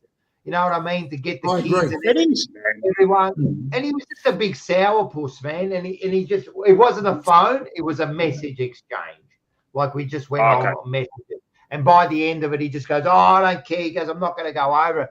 And then funnily enough, years later, he's interviewing Saad, on SEN or whatever, like, shut up, man. Like, how can you be such a sourpuss, man? It's no big deal. It's embarrassing. Why is it embarrassing? Like, it's one of the... It's fan engagement, man. That's right. That's all we're trying to do, man. Engage the fans into the game, man. We can do it. Us lonely Jumper Punch got it going, and then you sit there fucking bagging it. Tell Adam Saad that it's shit. Have you heard his interview? He said he loves it, man. Like he would love it. Yeah, any player would love that. Yeah. Even the fans would love it. Oh, yeah, man. They do. And the fans look forward to it. So now we're not playing too well, all right, fair enough, but it doesn't take away that. There should be more of that, there should be more of that shit, like when the crowd can get into it. If I was in charge of the cheer squad, mate, we would be the sickest cheer squad ever, mate. I would get the chance going, mate. Like, it's just at the moment, it's just weak, man. Mate, I would be like, the soccer chance. That's what we would be like at the footy if I was in charge, man. But we're not that society. We don't do that shit. Yeah. So it's a totally different culture here. Yeah. Of course it is. But that's it. So what do you reckon about this week, man? Seriously, mate. Every day that I wake up, we've got another injury. So I don't know, man. But I'm always confident with the Pies. I'm just going to say Collingwood by 26 points, but it's probably going to be Collingwood by 5 points. And I wouldn't be surprised if we drop the game because Freo's up and firing. With you guys, it's hard to pick Carlton, Melbourne. That's a hard one. Like, do you agree that Carlton, Melbourne is like a similar game style, both teams? Very similar. No. Very similar. Oh. No, Oh, you are. Yeah, 100%. Very similar, man. They play this hard contested ball. You know what I mean? You know what? So it's people that are going to watch it, the matchups are going to, I know Pieland's going to play, but there'll be times that TDK plays on Gawn. Gawn's going to kill him, man. He's a beast, that bloke. Watch out for Petrarca. Petrarca always kills us, you know what I mean? So there's going to be some interesting. I want to see what Charlie Curnow, he's already given us 4 donuts in the 4 weeks. So let's see what he does, you know. So matchup, but I don't know, man. What's wrong, Lee? Why are you laughing at? No, I'm just laughing at the donut boy, man. I do love a good donut, man. Yeah, if you go down to 7-Eleven and you show your Carl membership, you get 4 free donuts. Is that legit? Could get 5 by next week. I might have to borrow it. And a bag of Spud. It's going to be tough, man. What can I say about the Blues, man? It's just it's going to be tough, man. So I go to the games because it's muscle memory now. I go to every game, but yeah, especially when finals is out of the question, it kind of, well, Liam, you lose that bit of a spark, don't you? Yeah, you kind of do it. It's hard when it's like when there's a chance, there's always that little bit of a spark. But when there's no chance, you're kind of like, all right, so we beat Melbourne this week. What does it mean? You know, like it kind of, and it's disappointing. But don't worry, we'll be back, mate. We'll be back, Mick, mate. Yeah. We'll be back. It just depends. It's good to beat a rival like Essendon. Imagine me. No, you will be back. You know what, man? The other day, I was going on YouTube and watching old games, from like the 60s and the 70s. And I watched the 1972 grand final. Richmond Carlton. 1972, Carlton Richmond. That was it 72 or 73 where there was like 1 million goals scored? You know, it was 72, 73 Richmond. I think 73 did Richmond beat Collingwood maybe. But in 72 we beat Richmond. Yeah, it was the highest score ever. I mean, we had our 3 top goal scorers was 7, 6, and 5. I think we kicked 150 points, and we only won by 20 points or something. Yeah. I couldn't believe how free flowing the game was, and I think there wasn't even a centre square back then. They bounced the ball, and like you got all these players like around, you know, like 2 gangs about to fight each other, and looked fantastic, man. It just seems the way the game's evolved. Yeah. Well, you know what's funny? I've spoken to this because in 1979, right? So a good friend of mine, Alex Marco, I hate the name drop, but anyway, like these players here who played in the 79. You know what the average score for Carlton, how many average goals they kicked every game in 1979? What was that? 21 goals a game. They 21 goals a game was their average. That was their average. So look it up. It's fair income. We were kicking 120 points a game on average every fucking week, right? It's funny. These days here, they're trying to fasten up the game and they're trying to get more goals and they're changing rules. And our average is like 80 points now. Like, so it didn't need to be fixed. Like we were kicking, everyone was kicking a lot of goals. They're trying to fix it so we get more goals, but in actual fact, we kick less goals. Like you guys will get there. You'll get there. What do you mean we get there? We're going backwards, bro. That's okay. You'll get there. No, I'm talking every side, Manny. Well, Collingwood's not your average side. Well, Collingwood actually don't kick a lot of goals. They don't kick 120 a game. No, but they win flags. Yeah, so does Carlton. No. What do you mean they win flags? No. At the moment, I know you're trying to be funny because you actually said you're trying to replace Gold Coast with people teams that are already in the 8. Like that still like freaked me out. Like I said, no, and you named 3 teams that were in the 8, right? So that actually freaks me out. But what are you talking about? I'm saying the average goals that year and those years were between 18 and 21 goals. That's all teams. Yeah. Now we are averaging what? Anything between 10 and 15, maybe. So we've lost between 3 and 5 goals a game. For what? You know, so Well, why does it happen? Who knows? Because they changed the rules. They changed the rules. Yeah, game's different now, isn't it? They change the rules, and then what they do is they fuck it all up. It's called a wicked. Look, it's called a wicked. You know what a wicked idea is? A wicked idea is an idea. It's an idea that people come up with to fix a problem, right? And then what happens? It causes another problem, which they didn't foresee. It's called a wicked problem. That's all they do. They cause wicked problems. They make a rule to fix something up, and in actual fact, what happens is they didn't see ahead that rule that they try to fix up something has actually stuffed up another 2 rules, you know. So that's always a knee-jerk rule change too. It's always like quickly they just do it, and it's like, come on, man. Anyway, very true.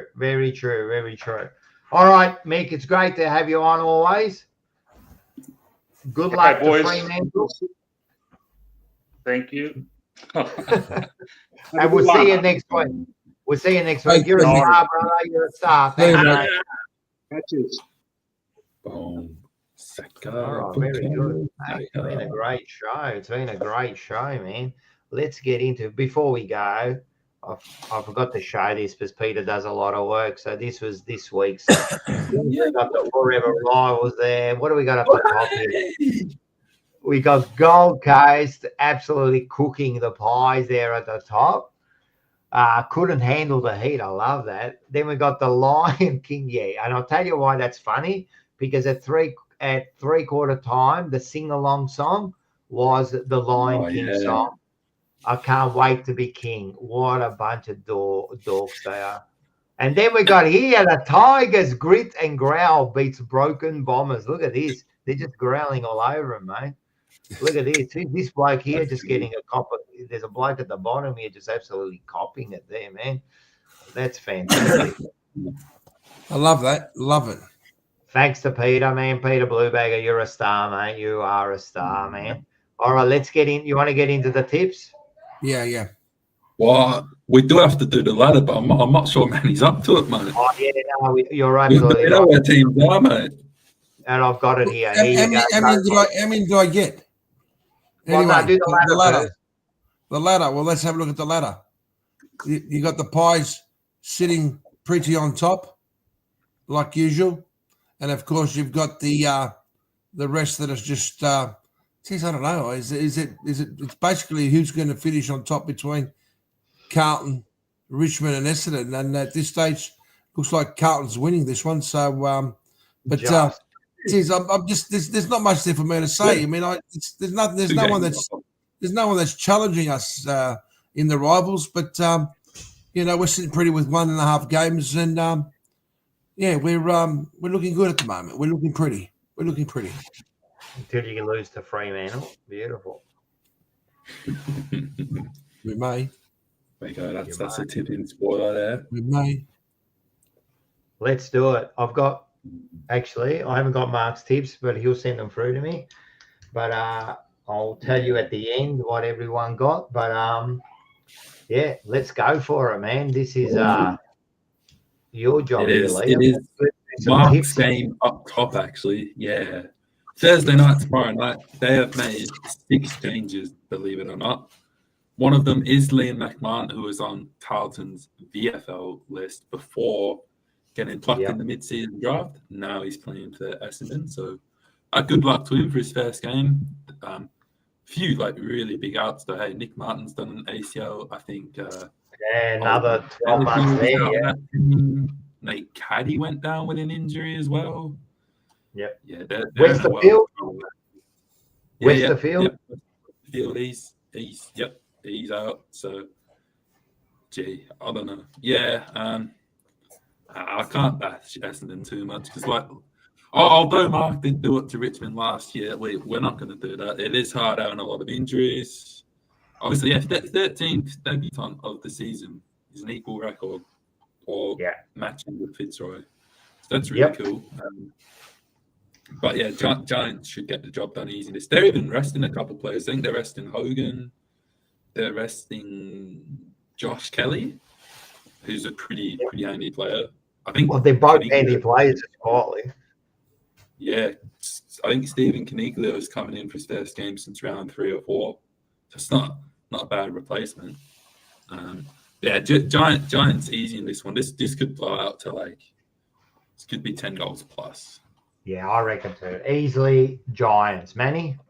Well, look, to be fair, I think the Bombers, they got pumped hard by the Tigers, a very undermanned Tigers team. But somehow I think the Bombers are going to, they're playing at home. I think they're going to be stepping up for this week's game. So I reckon the Giants by 10 goals. You know what? I read you like a book. I knew you were going to do that. But, you're trying to do some comedy there. And it kind of worked. It made me smile anyway. Oh, good. We do love your comedy, Manny. Next one. All right, here we go. Friday night game. This is a pretty good matchup. Sorry, Liam, you're starting to break up again a little bit. You sound very glitchy. I might have to close to this again. Yeah, he's starting to sound like he's a robot. Yeah.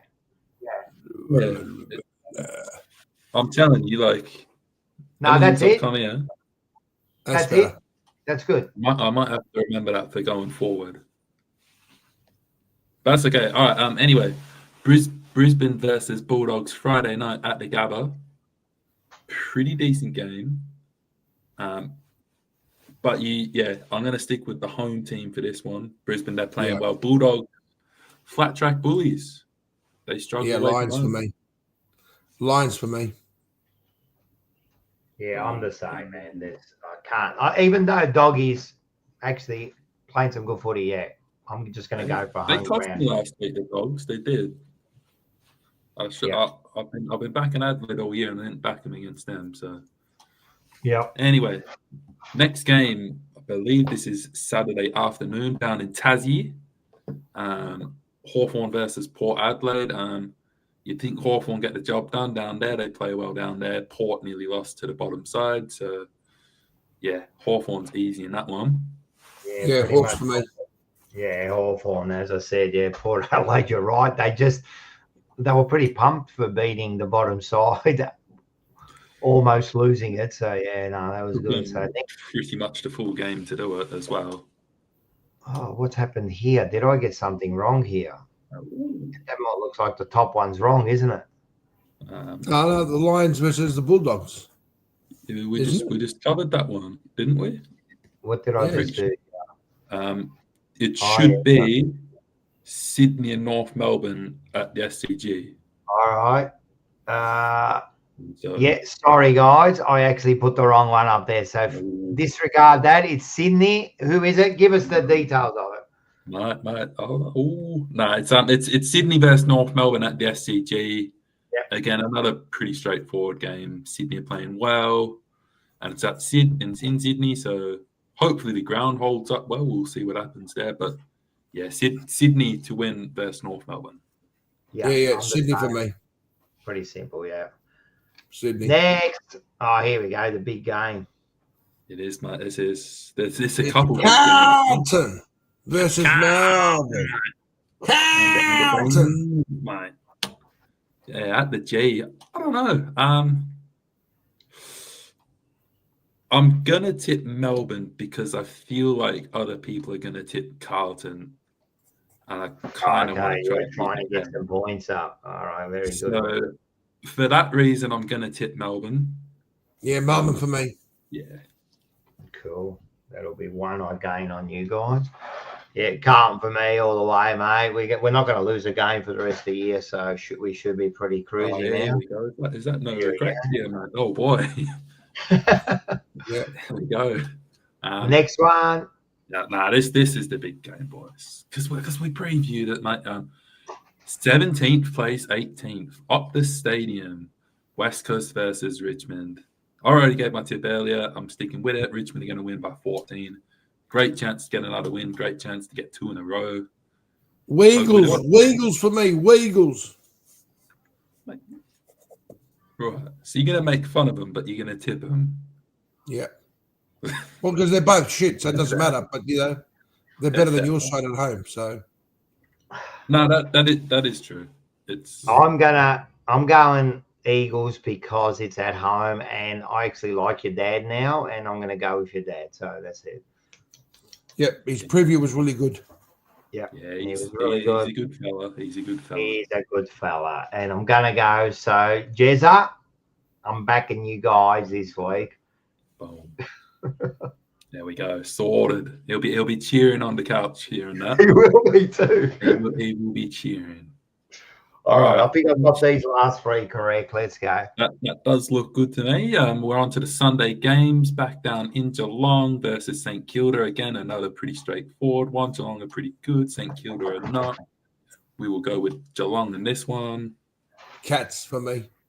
Yeah, I'm the same, man. This is not too hard. The Sainers are just Sainers. Oh, here it is. This is an interesting one. It is Collingwood versus Fremantle. We have spoken about it a bit. I feel like this is the kind of game, like Freo are the kind of team, they'll come out and they'll win this, but then they'll go back home next week for the Western Derby and they'll lose. That's what Fremantle do. Yeah. However, I do think Collingwood have to respond, and I still don't think Freo have proved they play great footy away from home. So I'm going to stick with Collingwood. Magpies for me. Yeah, safe bet. I'm going Fremantle. I reckon they've had a really good 7 weeks. Even the game that they lost wasn't bad. I'm excited. It's going to be a good match, actually. It will be a good match. It's actually going to be a good game, and to see if Collingwood respond, and to see, like you said, Fremantle to come back to MCG and it is at the G, isn't it? Yes, at the MCG and see what they can do. Yeah, so it's going to be an interesting game. They've got some good players. They've done well this year, Fremantle. So anyway, Fremantle for me. And the last game. This is also a really good game. Adelaide versus Gold Coast. Because Gold Coast, they've shown us they're a pretty serious team. When they get it right, they can beat anyone. They really can. Well, if Adelaide wins this, have answered all the calls as well. I think we all tipped against them last week, and they played pretty good for most of the game against the Bulldogs, and that was a really big win to get over there. Yep. I want to stick with him in Adelaide. I feel like Gold Coast could get that. This is where you need a flip of the coin from Mark, but I'm going to tip Adelaide. I'll stick with Crows for me. Crows for me. Yeah, I'm going to go Adelaide too again because of the home ground. That's all. That's why I'm picking them. And but I wouldn't be surprised. Suns are playing some good footy, man. As I said, they even though they let Collingwood come back, the way they wrestled back the lead and then won the game shows a lot of character. They're a good side at the moment, man, and they're being coached really, really well. So there you go. But it will be a good game. And then we've got what do we got here? Here we go. So it's slowly closing up. I mean, I got 8 last week. Liam got 7. So we're back to it's a fight between me and Liam there. Mark got 6 and Manny got 5. So we gained 3 on him. So, but he's still got a handy lead in there. But was I 95 last week? Because I thought it was 96. You're 95. If I got 5, I should be on 1-on-1. No, you're 95. Was I? Okay. No, you're 95, as I made sure. So you're 100, and I so think I've got Mark, so I'm on the century at the moment. You were 95, and Mark was on 92. That's right. Yeah. So he's gained 1 on you. We gained a few. I reckon, Liam. I reckon we can catch Mark and get that second spot. Yeah. North Melbourne let me down this week, and I got Mark because of our game, because we tipped our own team. So that's where I got the one back on Mark. But North Melbourne was a bad tip. the funny thing is, I tipped Brisbane when we did our tips on the couch. I said they'll win, but I went for Carlton in the tips, and I could have lied, but no, I said I'm just going to go for Carlton for the rest of the year, and that's it. I'm not going to divert from that. So, and that would have got me 9. First time this year, I would have got the 9. Yeah, so that's all right. Doesn't matter. It's all good. Respect, because I've had a couple of weeks where I've backed us, and that's cost me. So yeah, that's all right. Respect. You got to back your team. Yeah, back your team, especially now. Yeah. Just keep backing them. And that's it, man. So yeah, so that's it. It's been a big show. How many rounds are left? 5 or 6 rounds? 6 rounds, I think. I reckon it's anyone's game, boys. I wouldn't be too comfortable up there, Manny. I'm telling you, man. You get I'll get 9. I'll get 9 this week, and then that'll be at the end of that. So, no, but if you get 9, that means nothing because it's not like you did many different to us. Well, there's a couple. Yeah. So what if we get 9? All of a sudden we gain 3 on you, and we gain another 3 this week. All of a sudden it's game on. Yeah. I did the same last year. Ask Jezza next time he comes on. You guys are doing well. You guys are doing well. I chased him down. Yeah, no, you guys are doing really well this year. This is the first time you've finished last every year, Manny. This is the first time you are on top. Hey, I'm taking advantage of it, mate. Why not? I'm enjoying this. No, why not? Why not? Why not? You know what I mean? Make a good show. Thanks to the guests. Thanks to your dad. Thanks to Black and White. Bocek, thanks, mate. I know he's on there. Thanks, he's a star. Make sure we get on to, first of all, let's get those tickets, mate. I know it's maybe a couple of months away, 6 weeks away. But if you like music, but mate, first of all, Bocek, he doesn't like to talk about it, but he was a pretty prominent DJ. So the bloke knows his music. So get to this event. Make sure you get it. Links below. Make sure you get on there, man. And it should be a great weekend. Be good, mate. Get a little jumper punch contingent. You got the next night. You got the jumper punch. I'm telling you, it's going to be a big weekend, man. It's a bye weekend, so there's no footy going on. So we'll be dancing away. Next day, we go down to the pub. We have a few beers, so it should be good. Make sure you get the tickets to the live show. All the links are below. Make sure on Saturday, if you're a Carlton supporter and you're not going to the game, you can still watch the game and have Bocek in the background. Mate, match day. This is going to be one of the big features of our Jumper Punch going forward. We've got the match day. It's going to be really entertaining, I can tell you that much. And then after we probably lose, make sure you catch the emergency meeting. We have a bit of a chat there. Should be a bit of fun at night. We get the boys on. We have a bit of a laugh and a bit of a, a bit of a love fest. Make us feel better at the end of the day. To make sure you catch all those things. Sunday is going to be Blue Sunday.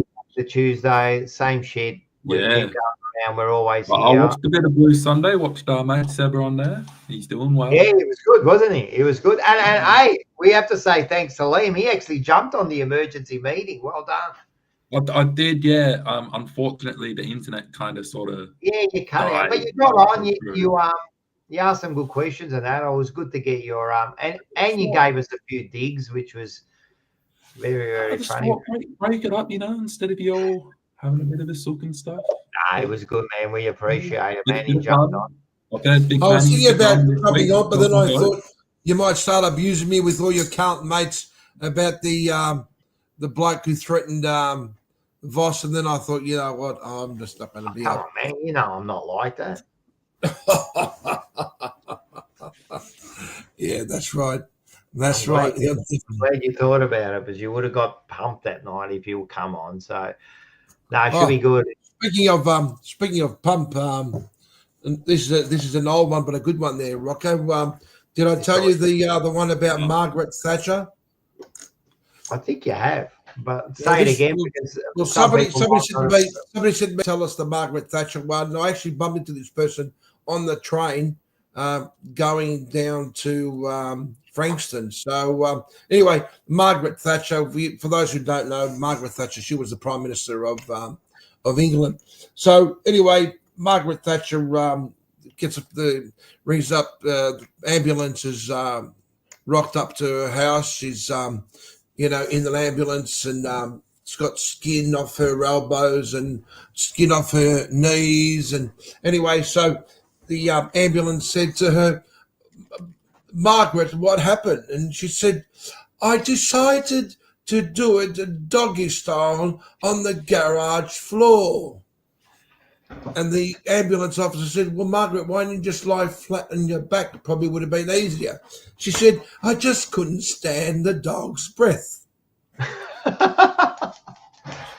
Oh, for fuck's sake. Where do you find this stuff, mate? Well, anyway, on that note, good luck to your teams. Oh, for fuck's sakes, man. And hot pies. What are we doing? And by the way, Seb is right. Make sure you like and subscribe. We're trying to get the 3K before the end of the season. I think we're under 100 subscribers to go to get to that 3K. So if you haven't subscribed, please subscribe, share. As I said, when you subscribe, it doesn't cost you any money. It's for free. We don't want your money, honey. We just want your love. So just give a bit of a subscribe. How'd you like that, Liam? You like that? You like it? I like that. I like that. it is, mate.